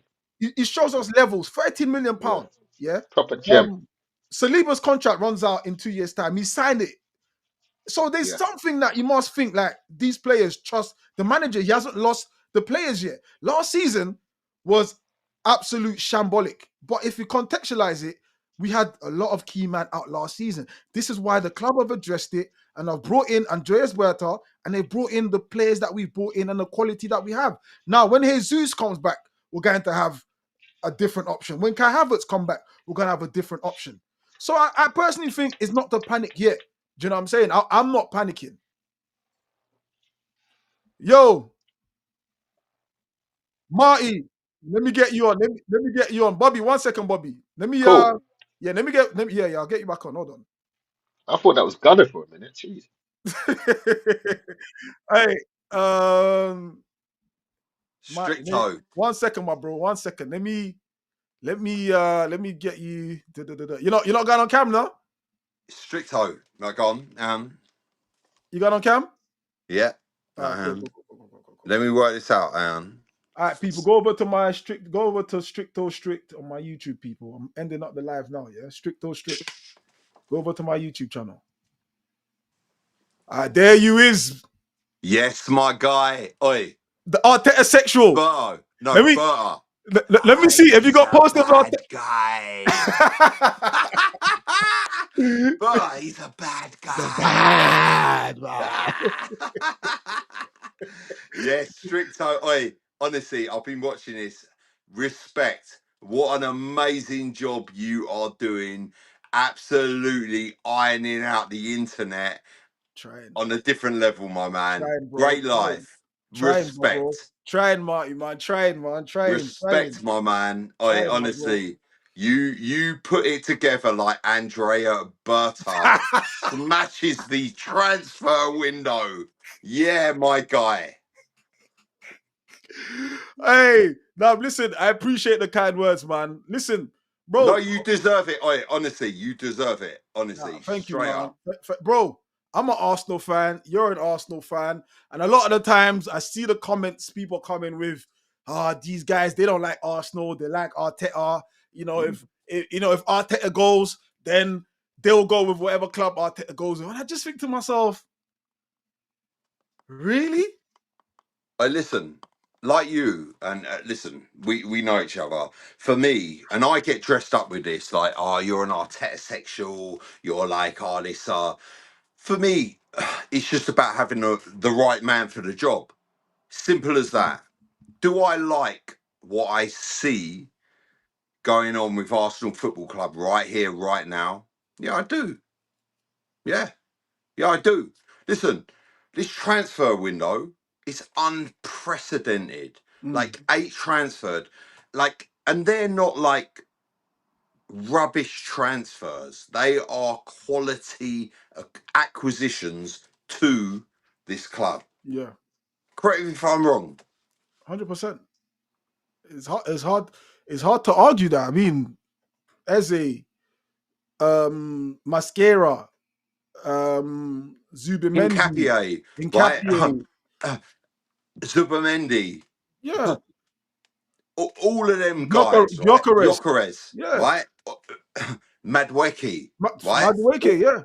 Come on, man. All of these guys. Serious business done. We got rid of Zinchenko. Went to Forest. Scored an own goal. Bro, serious. I saw it. Serious, right? Yeah, I saw it. Honestly, bro, like, listen, people want to come for Arsenal now, and they're like, listen, we need to deliver. It is our time to deliver. Even that Port Vale game midweek, right? Yeah. Listen, it was never meant to be pretty. It was never meant to be like some crazy performance where we go and demolish them. Well, it would be nice 5-0 or whatever. We got the job done. Job is done. And most importantly, Marty, no injuries. That was one thing I was worried about, because it seems like every game we've had this season, we've had some injury. So for me, it was about going there. I mean, we were going to win anyway. Would I have liked us to have absolutely trampled them? Yes. Did we trample them? No. Now that's okay. Just quickly, Stricto. Like, I get that, right? Did we trample them? No, but they weren't going to win that. That wasn't a Man U Grimsby or Grimsby Man U, right? Honestly, it weren't, right? We got the job done, and after 60 minutes, Saka goes off, Eze gets hooked. Who got man of the match, by the way, right? He gets hooked. Like, the relevant substitutions were made. Yeah. We brought Gyökeres on. Yeah. Like, Trossard. We brought Trossard on. Yeah. Scored the winner, as it were. Listen, like, we are executing our depth in squad, and we're delivering. Like, we're through to the next round. Simple as that. Like, what more can you say? That's all that matters, bro. That's all that matters. Now, let me ask you a question. Obviously, like, the conversation I'm having, I don't know whether or not you're interested in having it. it's the Arteta sexual business. Like, where do you stand on that? Like, where do you stand on that? What, like Arteta sexual? Yeah, like they say like you support him rather than the club, and it's fans like you why the club hasn't really progressed over the last couple of years. You know, your acceptance for minimal, so on and so forth. You never call it out. Stuff like that. Honestly, anyone to say that my relevance to Arsenal Football Club is that important, that's a compliment.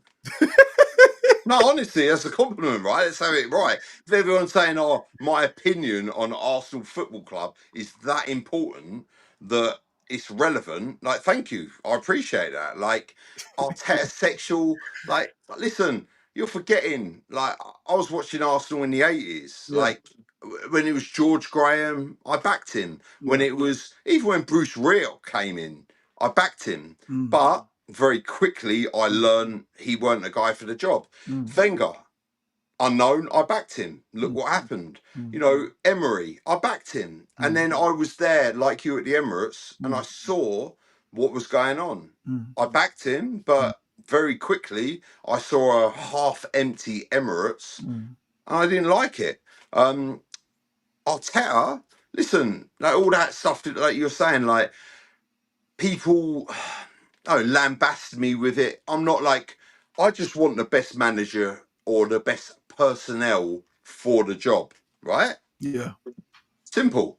And that's it. Is right here, right now, okay, Luis Enrique, probably the only shout for being the manager, if I'm honest with you. But if also I'm honest with you, as an Arsenal fan, this right here, right now, ain't the time for that. Right here, right now is the time to be excited about watching Arsenal and what we're going to do this season. That's how I see it. Honestly, it's not like, I love Arteta. I don't care who. Listen, I don't know Arteta. I don't like. It's not. I don't have ties to Arteta. I just want the best for the club. Yeah. And this season, does he need to do the business? 100%. He's been given all the tools and the ammunition for the Arsenal. You know, simple as that. He needs to deliver. So Simple.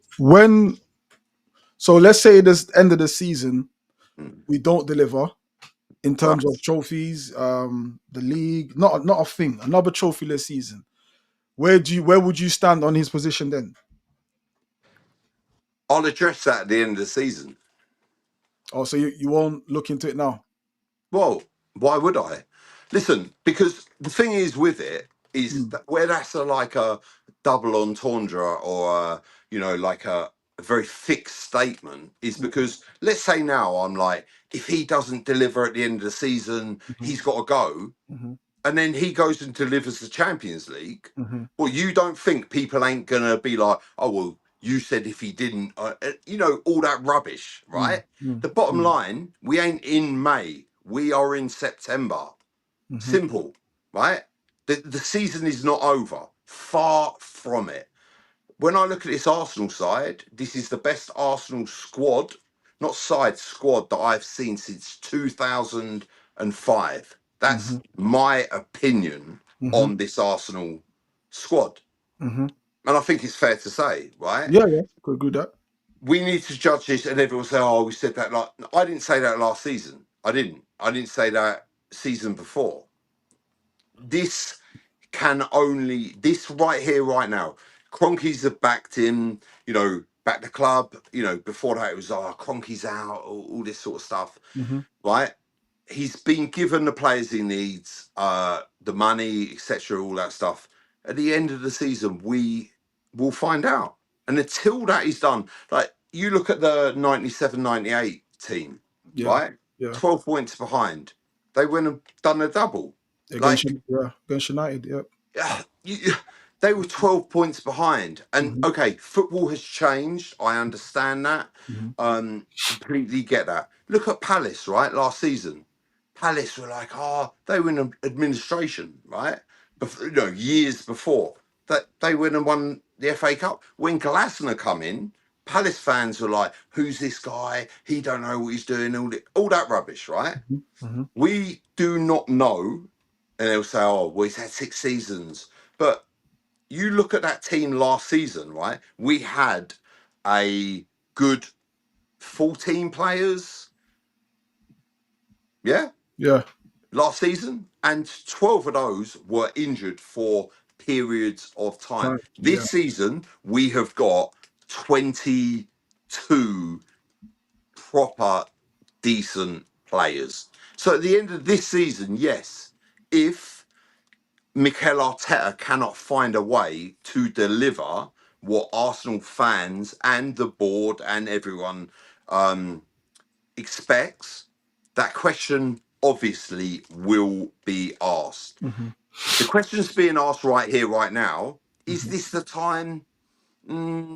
Yeah, but no, because for me personally, this is the time right here, right now to get behind the team, believe in the team. Because Stricto, right? Listen, like you just said, that I've been accused of this, and I'm like, my opinion, is it that valid? Listen, the Arsenal team and Arsenal do social media, right? Mm-hmm. It's a big thing. As a supporter or a fan of the club, if you're a player in that team, like see the Noni Madueke thing, right? Mm-hmm. Yeah. Mm-hmm. Imagine coming to Arsenal, right, and seeing all that stuff, and that guy has he hasn't scored. The petition. Right? The petition. Now there's Arsenal fans that are, I got it wrong. I'm not saying I was like, let's go and sign Noni Madueke, right? I wasn't saying that. When we signed him, I was like, cool, okay. I respect the decision. A lot of money. Players are nowadays, right? But that guy has come and done a job and surprised a lot of people. Yep, for sure. Yeah? For sure. So is the murals being defaced and the what's it, the petition. The petition. Yeah, petition. Come on, man. We're Arsenal. Like, it's a bit. Do you see what I'm saying? Yeah.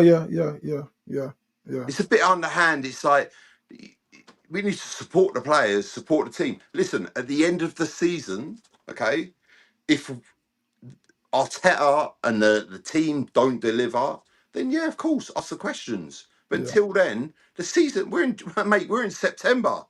Week game 6. Week game 6. How many games are in a season? Yep. Now how many? How many? No, there's a lot. There's a lot of games. How many? 38 games. Thank you. And how many games have we played? 6. What? 5? 5 technically. We didn't play 6 yet. Yeah. So there's another 33 games to play. Yeah. You tell me when the bookies have ever written off a season after game week 5. Never. I remember. And this is the thing. This is the thing, yeah, Mark. Yeah, this is the thing, and this what I wouldn't even say frustrates me, but it is what it is, yeah. So like we get to this, for example, now, if Arsenal are flying, right? If Arsenal are flying, everyone says it's still early in the season, right? Yeah. But the moment Arsenal aren't flying, it's done. It's done. It's like which one is it? Like. Stricto, it's like the Madueke thing, right? Listen, all that petitions and all that stuff. But then everyone was like, when that guy come to the club and started taking on left backs like breakfast, like for fun, right? Like smoking them. Everyone was like, do you know what? Maybe we were a bit harsh. And that's the point. Like, the season ain't won in September. Of course, you need to. Look, we started losing 3-4 games now. Of course, listen, I genuinely believe in the next 10 games, if we lost 4, drew 4, and won 2, that Arteta thing would be relevant, right? But we went to Anfield And that game could have gone either way. We watched it together on a watch along, right? Yeah. That could have gone either way. Okay, maybe Eze should have started, right? Maybe. But honestly, when Marino was taken off, we had a gap in the midfield. Zubimendi, you know, the foul, Szoboszlai, world class. And then people say, oh, Raya should have been in a better position. Come on, man. This goalkeeper has kept more clean sheets in the Premier League than, you know, since he's been there than any other goalkeeper. And as a goalkeeper, you want that's what you want. Like, it's just I don't know, the rhetoric with this sort of lambasting Arsenal is crazy by Arsenal fans as well, is what I don't understand. But where we so obviously we're playing on Sunday away at Newcastle. How would you start that midfield?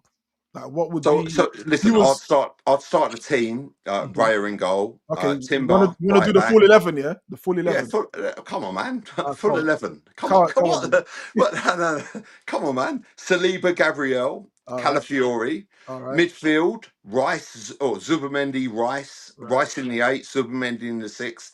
Eze in the 10. Why? Because I believe that Eze has earned the right to, even if Odegaard's fit, to start in that position. Why? Assist, goal, how he's played, he needs to be there, right? Even if Odegaard's fit. Okay? On the right, Saka. Left, Martinelli. Up front, Gyökeres. So Saka, so front three, Martinelli, Gyökeres, and Saka front three. Yeah. Okay. And then midfield, Rice, Zubimendi, and Eze. Yeah. And then obviously the back line of Calafiori, Saliba, Gabby, and Timber. Yeah. What are the chances that we're starting with that team? Very, very high. Would you think he learned? Because I think if I look at that game against City on when was it? Last Sunday, right? Mm-hmm. Last week. The fact he changed it at halftime. Thank you. Right. Surely was an indicator that he knew that he fucked Stricto, up. right? Thank you, right? Honestly, I know you are Arsenal through and through, right? Tell me the last time Arteta changed it at halftime. Can't remember. Thank you. Right? I can't remember. He saw what we saw, right? The Marino thing, right? Honestly, okay, let's go back to the City game, right? And I've said this on platforms, like, and I feel like I'm tearing the arse out of it. But Saliba, listen, top world-class player, right? Yeah. That goal that was scored. Yeah. Personally, if Mascara plays and starting 5 yards off of Haaland, I don't think that ball goes in the back of the net. I think Mascara gets that. Starting ahead of Saliba or Gabby? No. Okay, so you see that goal, right? Mm-hmm. Saliba had 5 yards on Haaland, right? Mm-hmm. Right. A fit Saliba that is 100% at the races probably gets in the way of that. But was Saliba, you've watched Saliba for what, the last 3 seasons? Yeah. Was Saliba match fit? No, I and this is what I said. I think he's rushed himself back. I think maybe, because like I always say, players know when they're fit. You can't tell a player he's fit and he has to play. Yeah. I think players make that call and say they're fit. Now, I personally think he thinks Saliba's probably looked at Mascara and thought, wow. Mm-hmm. And possibly in his best interest is to come back as soon as possible. I might be talking shit. This is just my sort of logic here. Like, let me come back. My injury isn't as bad, but let me try to come back. I would have just said, look, at the end of the day, Mascara has held this position right now. He's been playing well. And, until you're 100% fit, you have no parts in this game. Now, I'm not saying he didn't think he was 100% fit, and that's not what I'm saying. But I'm saying Mascara has been adequate enough that you can actually rest until you are match fit. I wouldn't say adequate enough. Like, I get that, but for me, Mascara's been phenomenal. Like, he's filled in for Saliba. Like, Saliba, we didn't miss Saliba. Mm. And Saliba signing that contract now, right? He signed that contract. Like, he knows, like, listen, what I love is, like, you're playing for Arsenal, man. Like, we're a big deal. Okay. I think Arteta rushed him back into that team, maybe based on pressure. I personally think, honestly, listen, Mascara is lightning quick, right? You see when Haaland... No, he is lightning quick. It's not even it's a fact. He is rapid. So you see when you see that goal, right? Let's break that goal down, right? Saliba's 5 yards off of Haaland. Okay, back to goal, and you're not running, face to goal, right? So you're 5 yards in front of Haaland, and Haaland, and then that ball, the transition of that play, right? Haaland ain't square. People say, "Oh, squares the ball to Rinders or whatever." Haaland is not squaring that ball to anyone. Okay, that's a one-on-one situation, right? Saliba, you've watched Saliba for what, 3 seasons? Yeah. Right. Tell me, Saliba on Sunday was the Saliba that we've seen. No, at he's his not. best. He's not fit. But personally, if I'm being honest with you, and I've said this loads of times, right? I think Saliba's quality has been dropping. Do you know what it is, right? I've Do you been know what it saying is, that right? his quality has been dropping. The thing with William Saliba, right? William Saliba is that good, right? That there's games that he coasts through because he is a Rolls Royce, right? And he relies on that. But there's some of those games that he should put in a man of the match performance. But because he's William Saliba, he kind of coasts through them. Make sense? Okay. Right? That game on Sunday, he was not at the races. He was not William Saliba, right? He was obviously William Saliba, but he was not William Saliba. He was William Saliba. Mascara was ready to go. He was, and listen, Mascara's quick, right? I genuinely, honestly believe in that situation, if it's Mascara and Haaland, Mascara with 5 yards in front of Haaland, he gets that. William Saliba, after a Port Vale game and then another game, then would get that. I believe if William what about Saliba the 100%, argument? he gets that. What about the argument that we do Go on. start with Mascara in that situation, right? Yeah. Or in any other situation, and City score with Mascara sort of being central, not saying to have a hand in the goal, but central to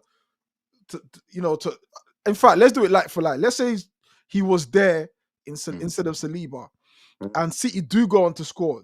Don't you think Arteta then gets blamed for why didn't you bring on Saliba?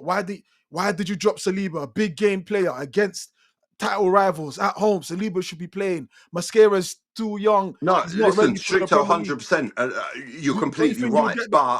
But what we would then find out about Mascara is, what I want to know about Mascara is he that good? Okay, that was the perfect game for me, my opinion personally, to put him into the mix there and be like, listen, you haven't conceded a goal from open play.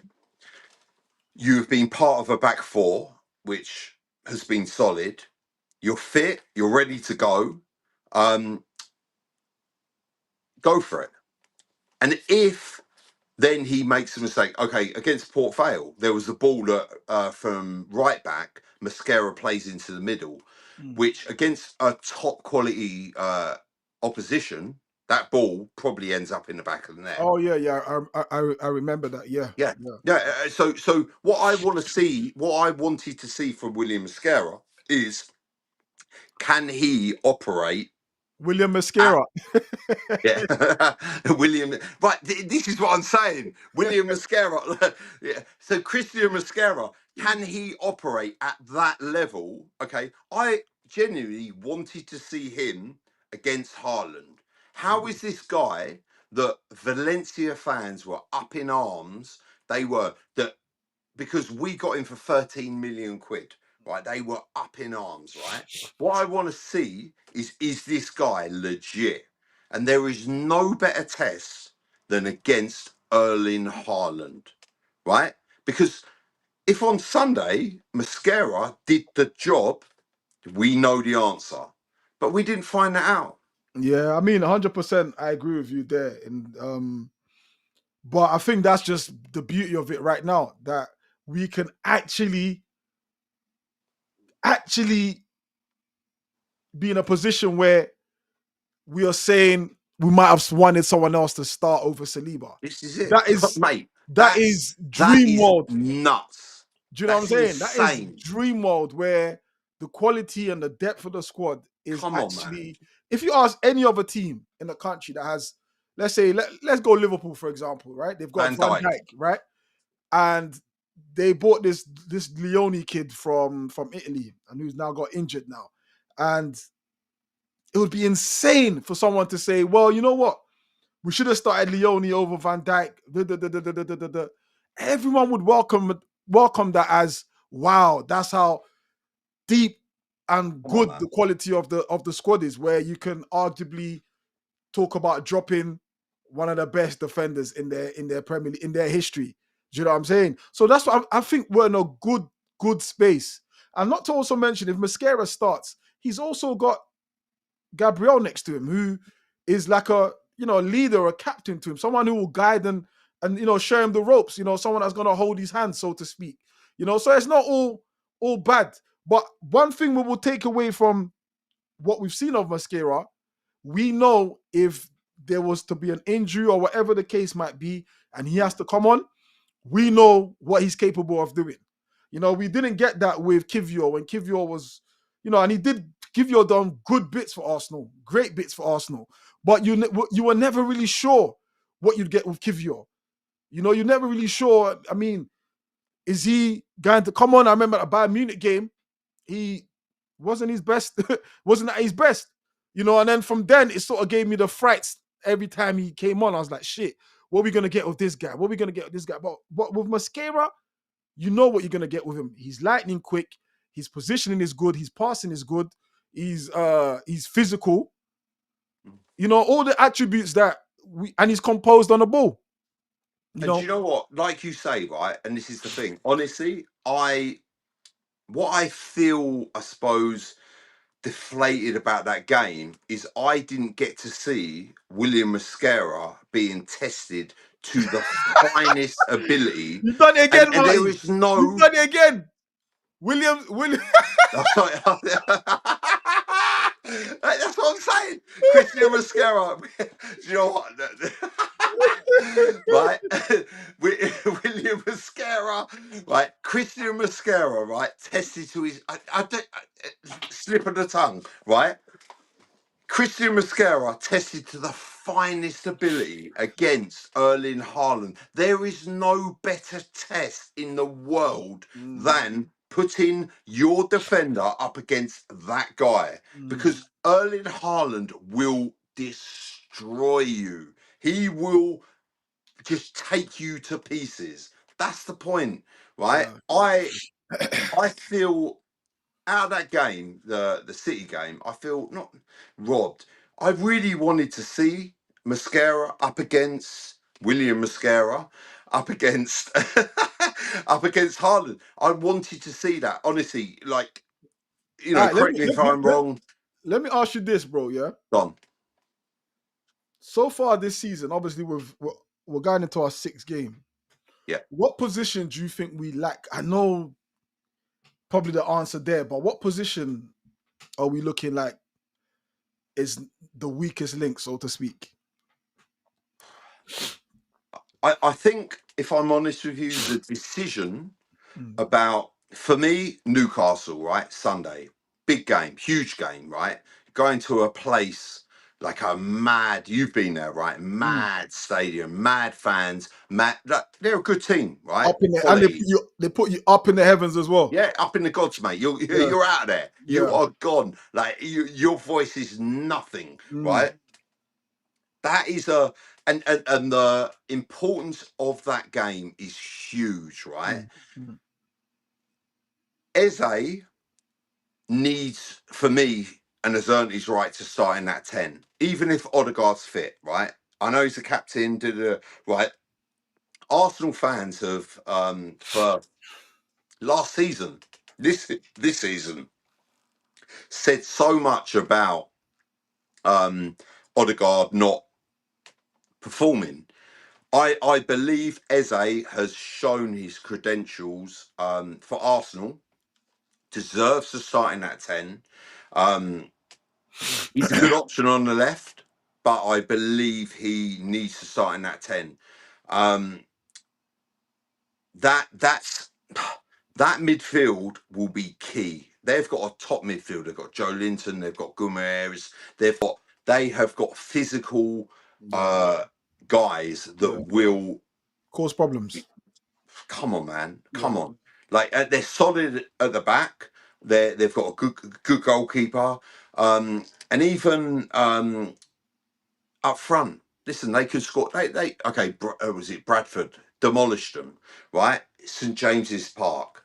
This is a big game, and I want to see players like Zubimendi step up, Rice step up, and Eze be in that position and given the opportunity to show what he can do. Link up that play. Like you watch that Port Vale game, and before the Port Vale game, City. You see when Eze and Saka came on against City, right?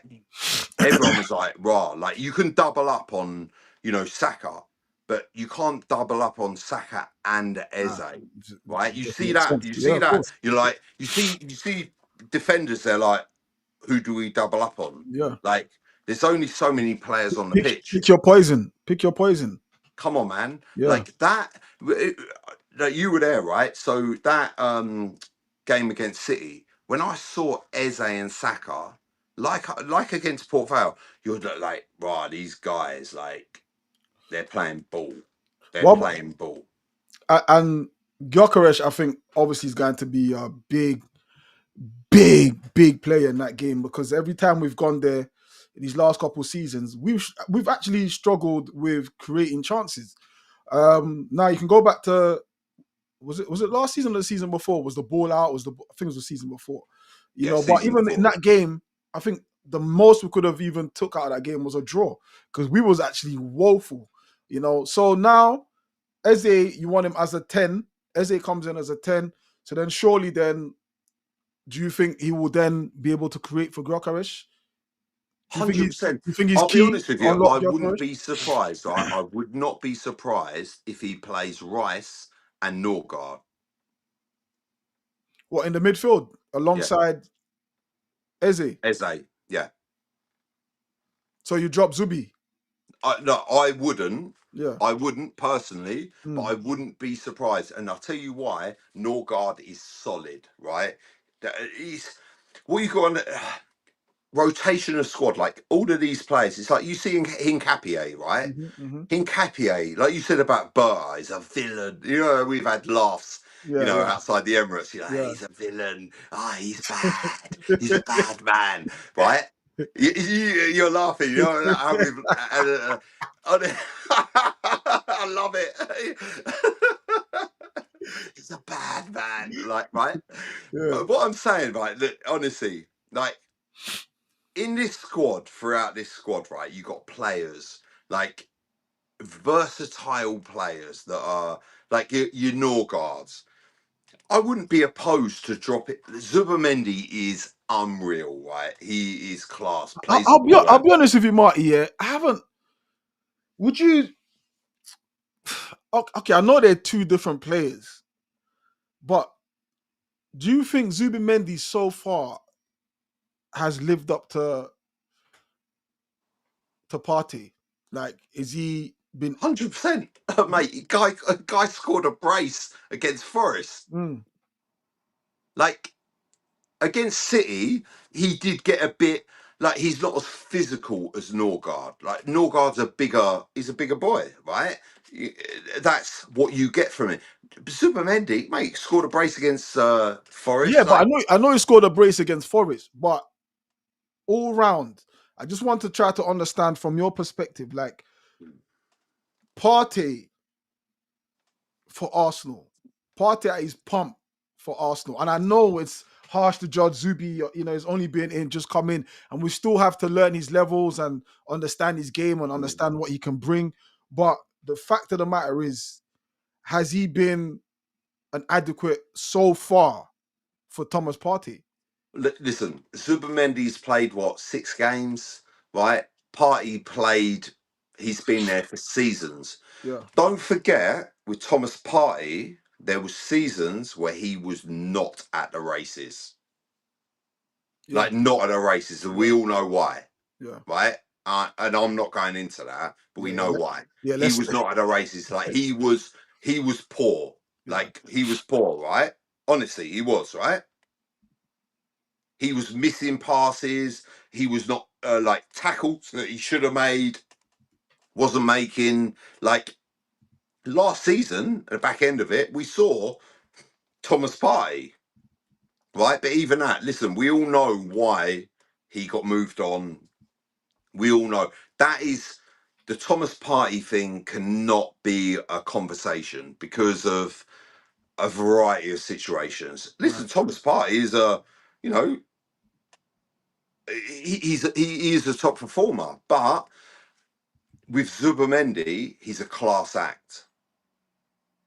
Do you reckon we'll be able to get the same output and stuff like that? 100%. Look, different player. Like Zubimendi's like a Busquets player. Norgard's more of a like Gilberto sort of player, as it were. That's a big shout. No, I'm not saying that. That's a big shout, no, sort of player. I'm not. Don't say that, because when I said that about Havertz, right? Listen, I'm saying. What did you say about Havertz? No, don't even go. I got headaches. What did you say? I got headaches. What did you say about Havertz? Yeah, it's all the receipts are there, mate. Like, listen, let me hear this. I want to hear this. What did you? No, we don't need to go into this, right? But what I'm saying. Did you have a howler? Did you have a howler there? Was it? No, it weren't a Haaland. No. It was. No, I ain't saying it. But listen, it's there. Come on, it's there. It ain't. But what I'm saying, right, is we have a versatility with this squad, right, and with these players. Like, listen, you look at this team now. Miles Lewis-Skelly, who's probably last season one of the best left backs in the league, he ain't even got a look in. Yeah. The season before, Ben White, probably one of the best right backs in the league. Yeah. Jurriën Timber, come on, man, like different. But Jurriën Timber has also played in the left for us, right? So I would be, after the St James's Park situation on Sunday, I would be very, very intrigued to see how this game plays out and how Arteta sets his team up. Yeah, I mean that'll be interesting. I think right now the hot topic right now is that midfield three. I think actually, if you look at it now, it seems like probably the most anticipated part of the Arsenal matches now is 100%. Look at the starting lineup. The first thing you're looking at is that front midfield three. The midfield three of, what is he going to go with? I personally think the halftime substitution at the Emirates on Sunday was an indicator of possibly him admitting that he fucked up with that. Now, will he change it? I think he does. Will it benefit Arsenal? I mean, that remains to see, but I just think with a bit of creativity in there, I mean, we saw when Eze came on, the way he was just gliding. I mean, that's his game. That's why that's why we sung when this guy came here. That's why we was excited. Even before, we knew he was coming. You was probably the only person that knew he was coming at that point. I was. So, and then we finally signed him, and now we want to see him in a position where he can be effective. Now, whether that being on the left or centrally, that's not for me to judge. But I do feel we will get the best out of him in that central position, because not only do we get the best out of him, I think we get the best out of Gyökeres. I think he is the key that unlocks Gyökeres and is likely to give Gyökeres more of an opportunity to make, to have opportunities. Do you know what I'm saying? I think if you look at some of the games, Gyökeres has just been a passenger. Not because he's not willing. Really? Not because he's not willing. I'll just explain. Not because he's not willing, but because no one's created the chances for him. He's literally just stood waiting. He gets in and around. But how I like to see Gyökeres is him hanging on the shoulder of the defense and just getting him in behind. Or if we're creating chances down the side, find him, look for him. He's putting himself about, but he hasn't found the service, and it makes him look bad. But Gyökeres is almost like the Haaland type player, where he doesn't need to be involved in the build-up. He just needs to be there when the time comes. We saw it on Sunday. Haaland barely done anything in that game. Reinders found him, go. Do you know what I'm saying? And I think... Listen, I think with the Gyökeres thing, right? Listen, at Arsenal Football Club, players, managers, fans will always get criticised, right? Fact, okay? And they will. The Gyökeres thing, don't forget, this guy's already scored 3 goals. Yeah. Don't forget that. We're not talking, like, people talk about Gyökeres now like he ain't scored. No, he has, but I think, again, in those games he scored, service.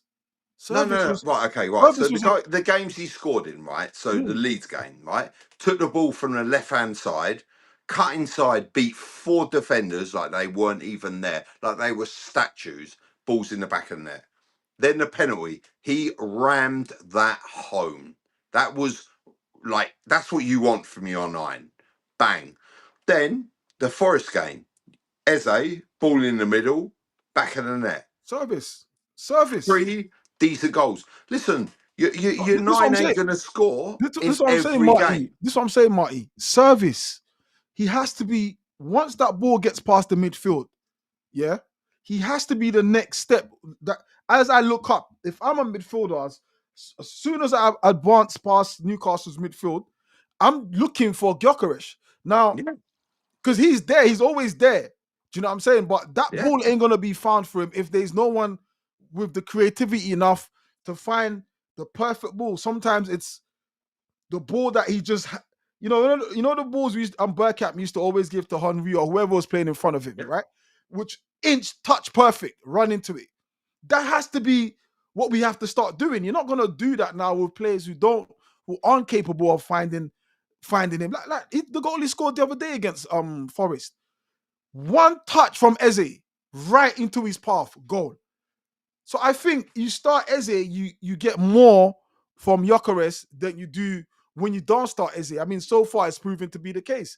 Even our fullbacks or even our defenders have got to start looking over the top. Now, I know that's not how we've been used to playing these last couple of seasons, but I want to see more from our fullbacks and our centre backs to start putting the ball over. You made a good case there when Gyökeres scored out from the left.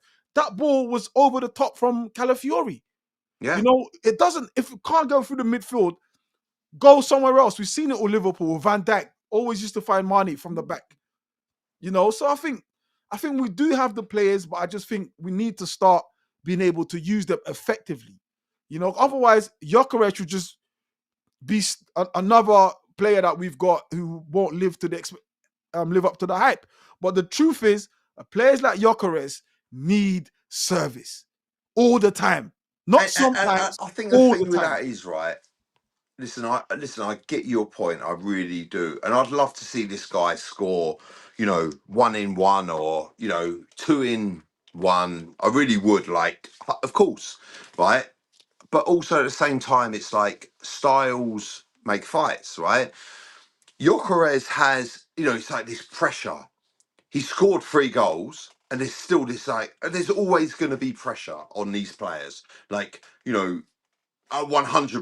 Like, Gyökeres, like, people are like, oh, well, we're not finding him. But he's doing what we need him to do. Like, simple. And he is. Okay, if we go on another 5 games and he doesn't find the back of the net, fair play. Like, but a number 9 won't always every game score.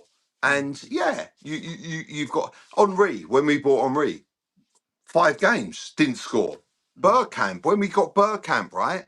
Bergkamp was like, listen, roll the receipts back. Bergkamp was like written off as like the worst buy ever and all this, and that's what happened. Ian Wright, when Ian Wright came, everyone was like, why? Well, we got Ian Wright. We had Alan Smith at the time. We don't need him. He's our.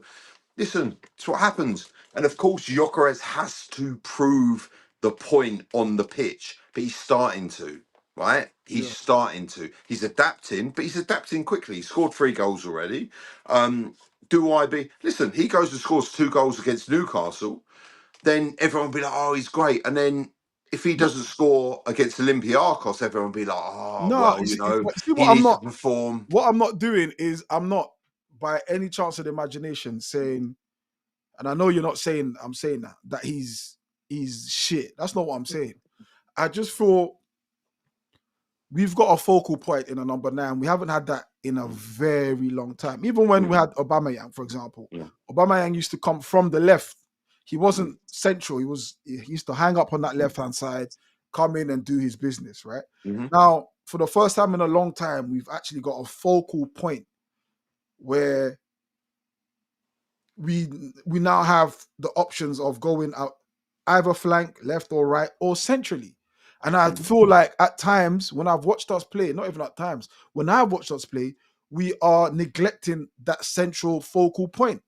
It's either left or oftentimes it's the right-hand side.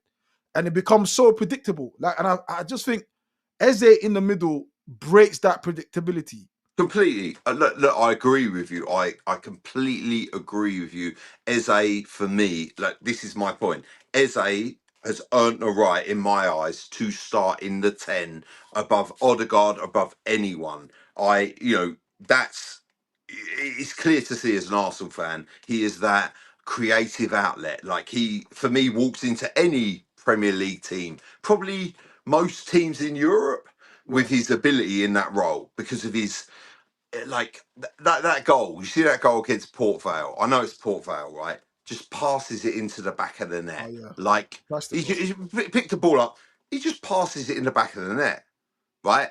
Like it's nothing. It's in there. Like, it was probably one of the easiest goals I've ever seen. But he just made it look so silky. And he won player of the match. Like, but he got hooked after 60 minutes, right? He is that good. Yeah. And yeah, listen, we've brought in a bunch of players, you know, in Eze, Gyökeres, Madueke, obviously Madueke, Norgard. And of course, they need a little bit of time to adapt, but are they adapting? Again, Eze against City, that ball over the top. You watch that ball against City, Martinelli in slow motion.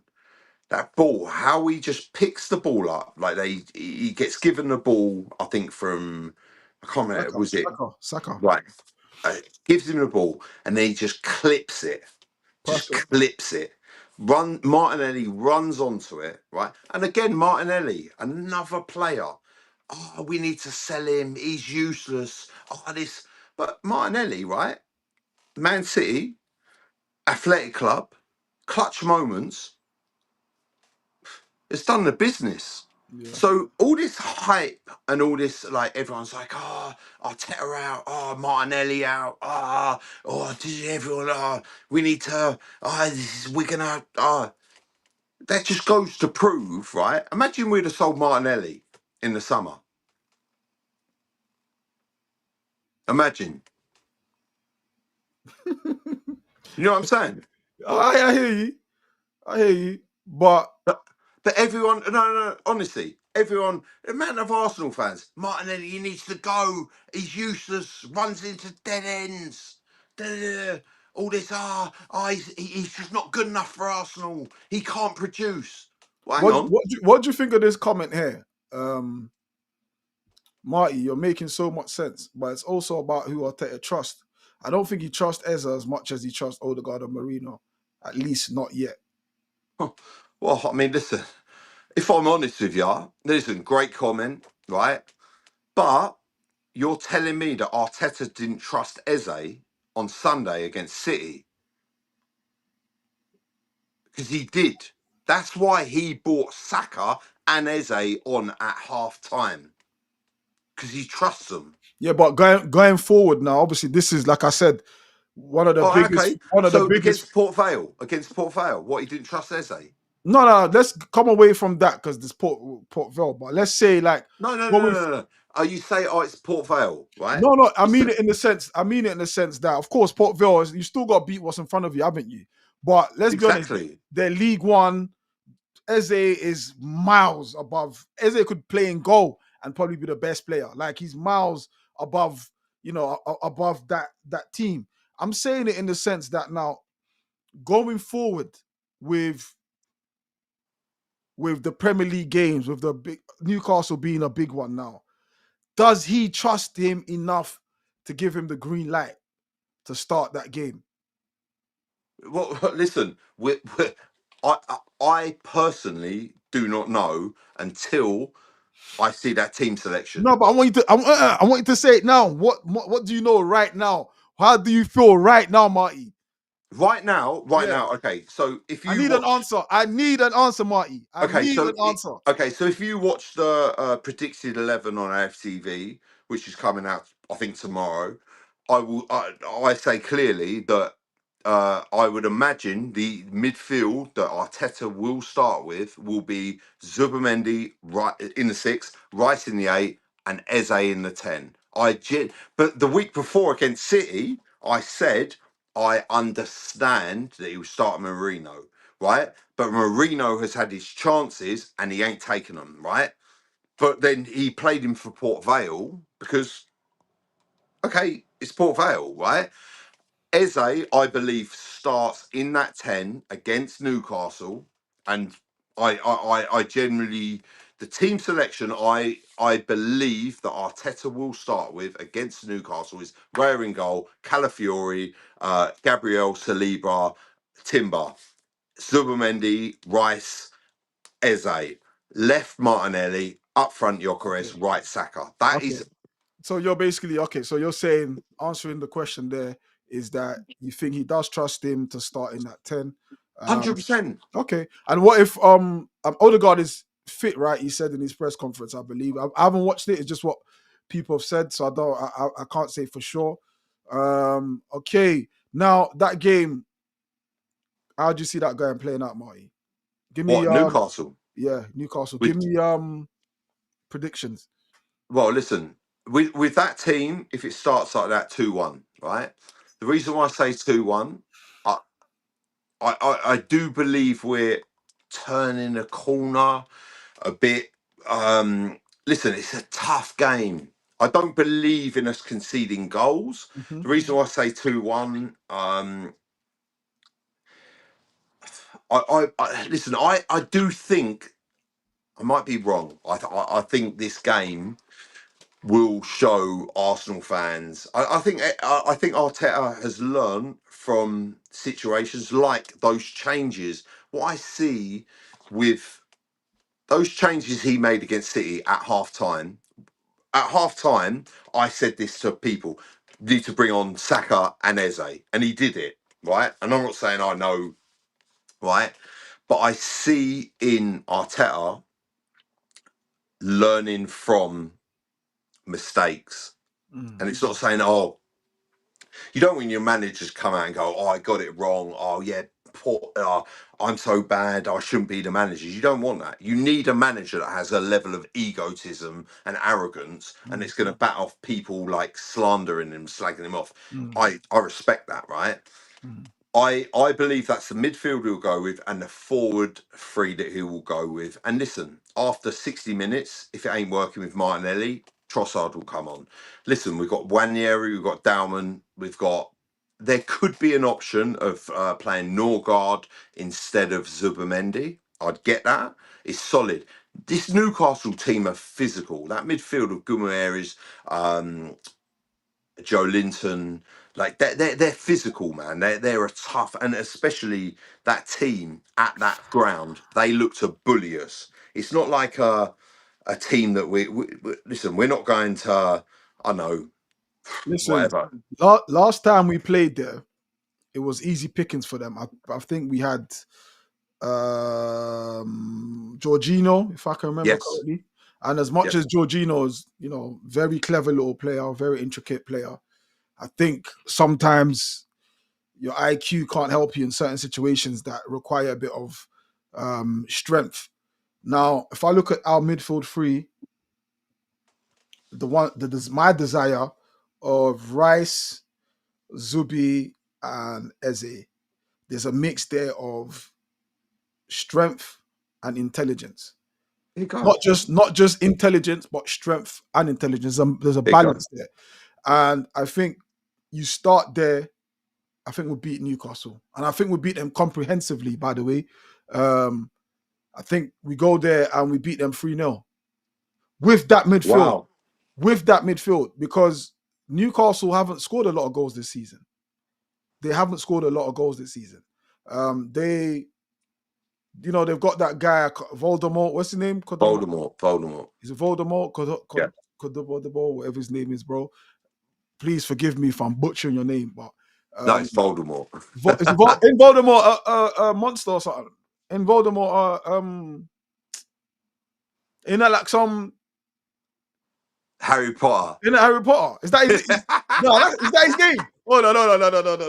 I gotta look this up. Ain't no way they've got his name down for Harry Potter. Hold on.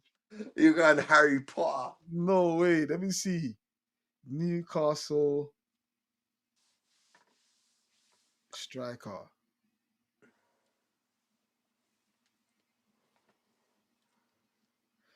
Voldemort, you is Walter Mardy. Voldemort. Come on, man. All right. What's his name? Nick Voltamade. Yeah, Voltamade. Yeah. So I mean, he's obviously scored as well, but Newcastle aren't flying in terms of goals. Do you know what I'm saying? They're not flying.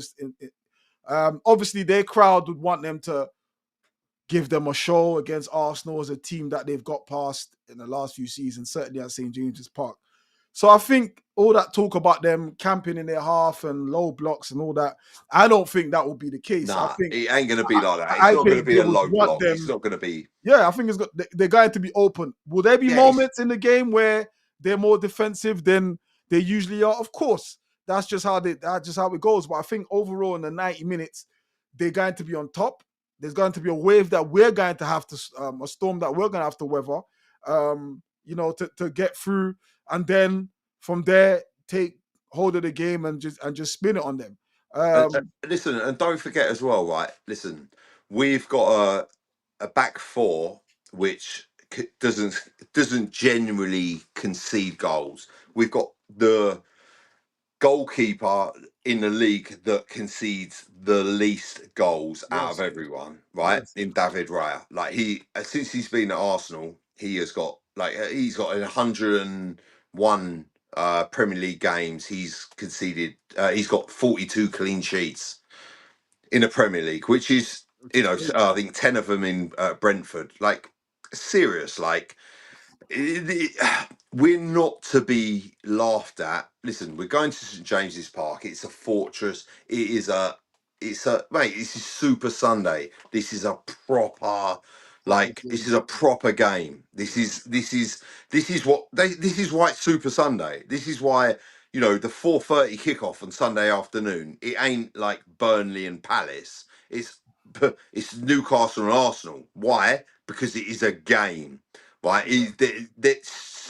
there's things going to be going down, like whether it's red cards, goals, saves, contentious decisions, VARs. This game is going to be electric. It's not just a straightforward 3 points. It's never meant to be. In ways you wouldn't want it to be.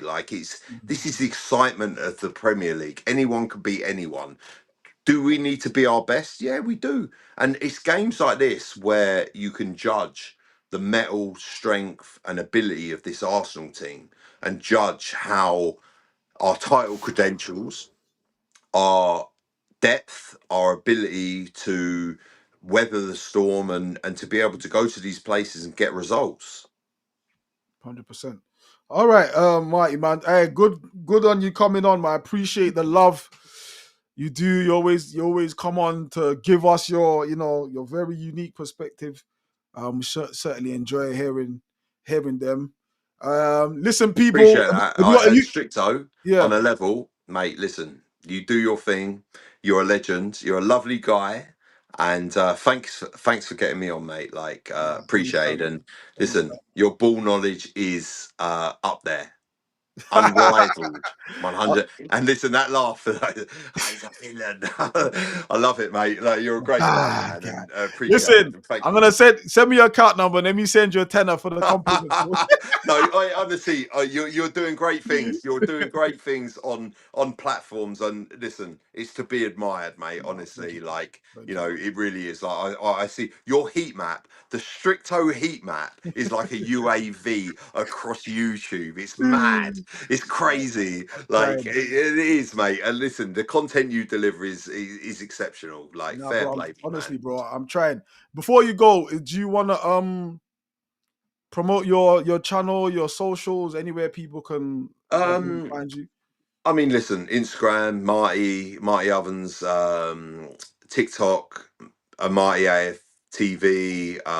Yeah, listen, catch my content on AFTV. Yeah, big respect. Thank you anyone and everyone that's listened, and thank you first and foremost to you, Stricto, for having me on and validating my opinion. It means a lot. You're a lovely guy, man, and off camera, the relationship we have is great, man. You're a good guy, and listen, big respect to you and credit to you for what you do, man. It's exceptional. Like, keep going, keep battling on, keep fighting the battles, and that's it. And you're doing really well, my man. Nah, same to you, my brother, man. Same to you. Like, we've had these conversations, but yeah, man, big up yourselves. Thanks for coming on, man. Appreciate it, man. Thank you for having me. It's a pleasure. No problem. All right, my bro. Yeah, that was Marty, man, my guy, bro. That's what can I say, man? Every time I've spoken to Marty, it's always been positive, it's always been love, and people like backstage, like in this content thing, bro. A lot of people don't like a lot of people.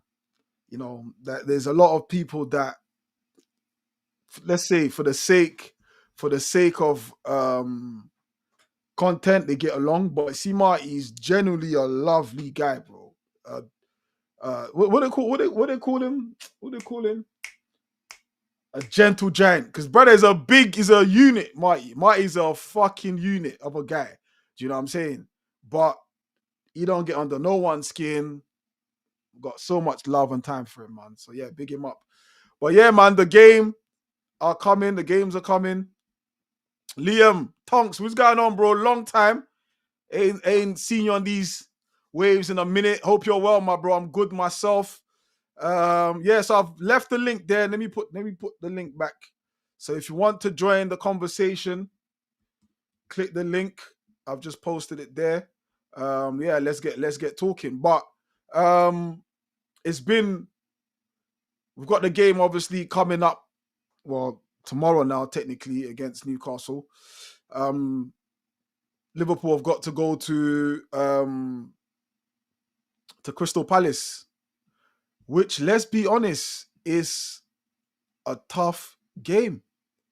It's a tough game. If I'm being honest,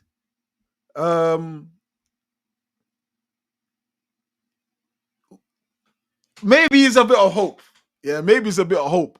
But I think Liverpool are going to be in for a hard time. They're going to be in for a hard time. That's what I'm saying. I don't think it's going to be as easy. Liverpool definitely concede goals, for sure. I think one thing Liverpool have got on their side this season is their attack. Their attack seems to be bailing them out week in, week out. But I think it's a game, if we are serious about this title, it's a game we have to look at as important as the game we play against Newcastle. We have to almost go into the Newcastle game with the expectations that Crystal Palace will do us some favors. Big up Liam Tunks with the super chat. Says director's chair with the words on set. You're damn right, my bro. You're damn right. This is gonna be every Friday now, people. Every Friday, all in Fridays.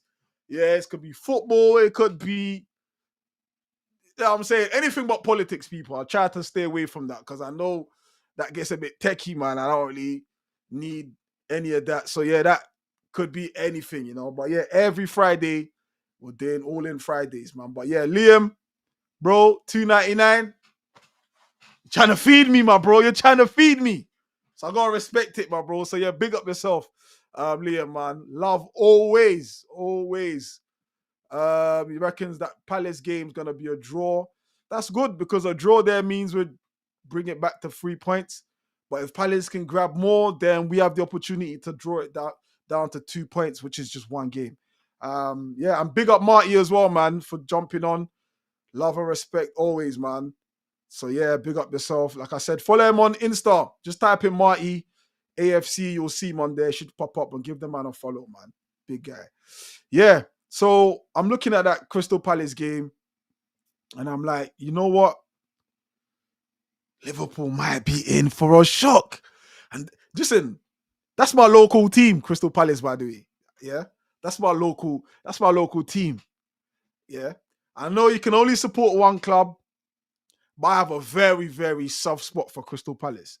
I really do. I remember in school, they used to give us tickets to go and watch Crystal Palace play. They used to have away days at Crystal Palace. In fact, I was at Crystal Palace the day Carnu scored a hat-trick against Chelsea at Stamford Bridge when we was 2-0 down. I remember that game. I was at Palace. I don't know who they were playing. I think they were in the Championship then.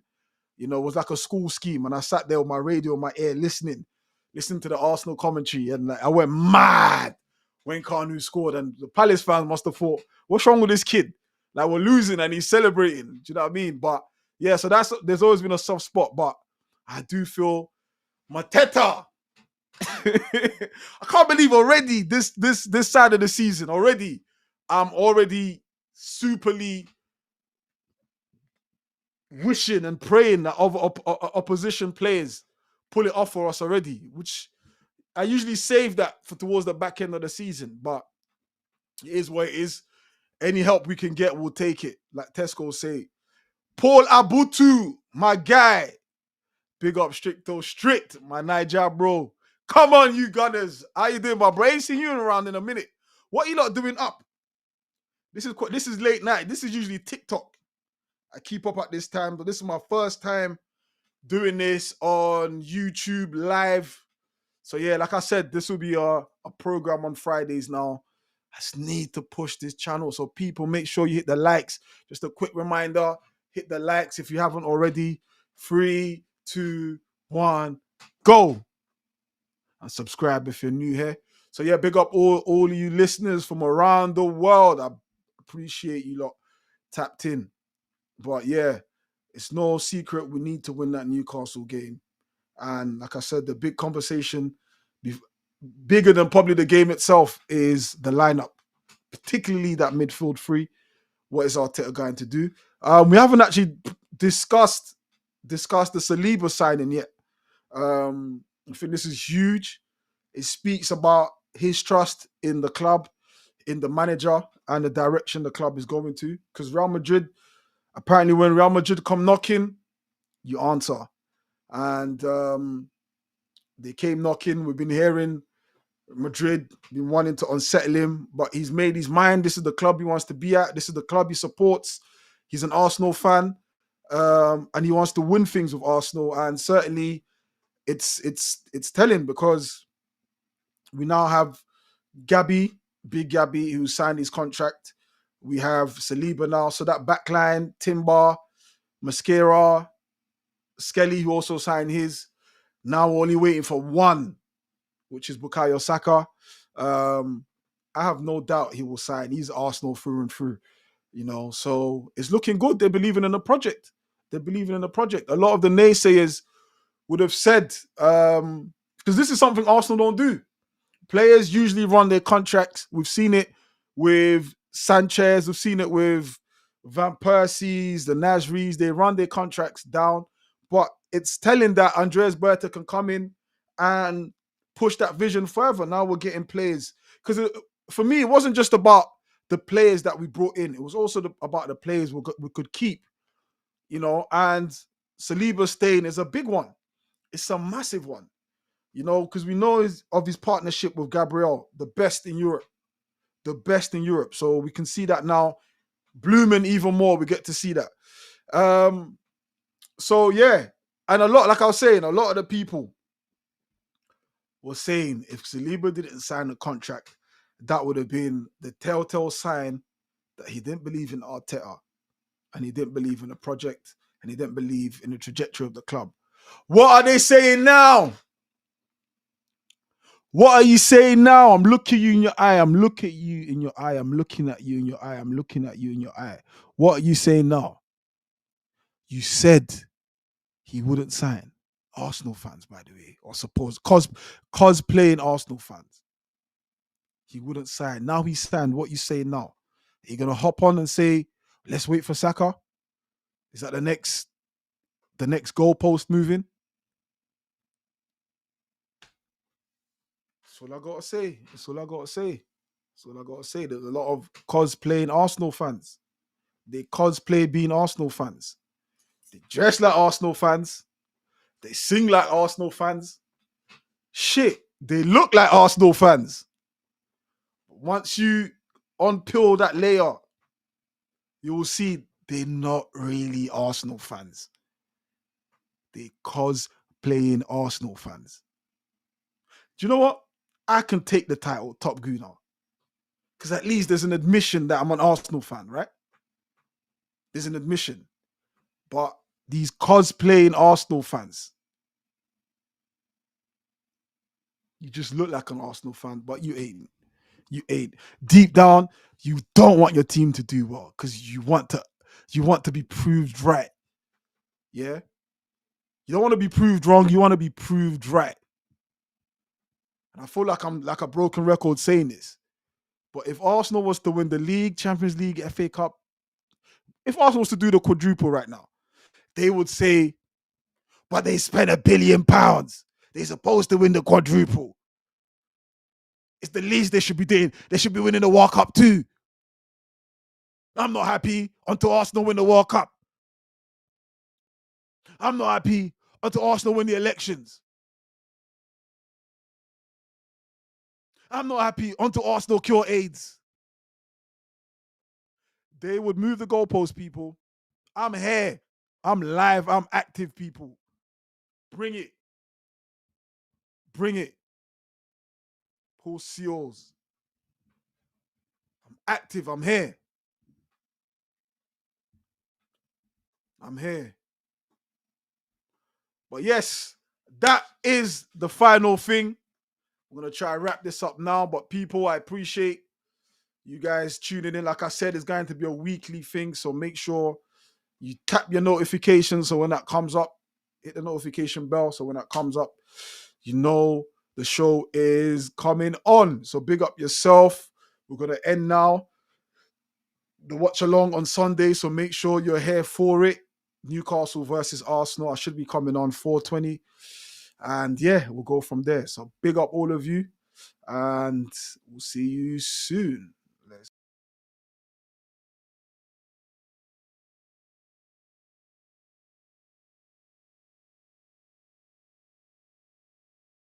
I went from strict to stricto, strict. Understand? Only person I owe is myself.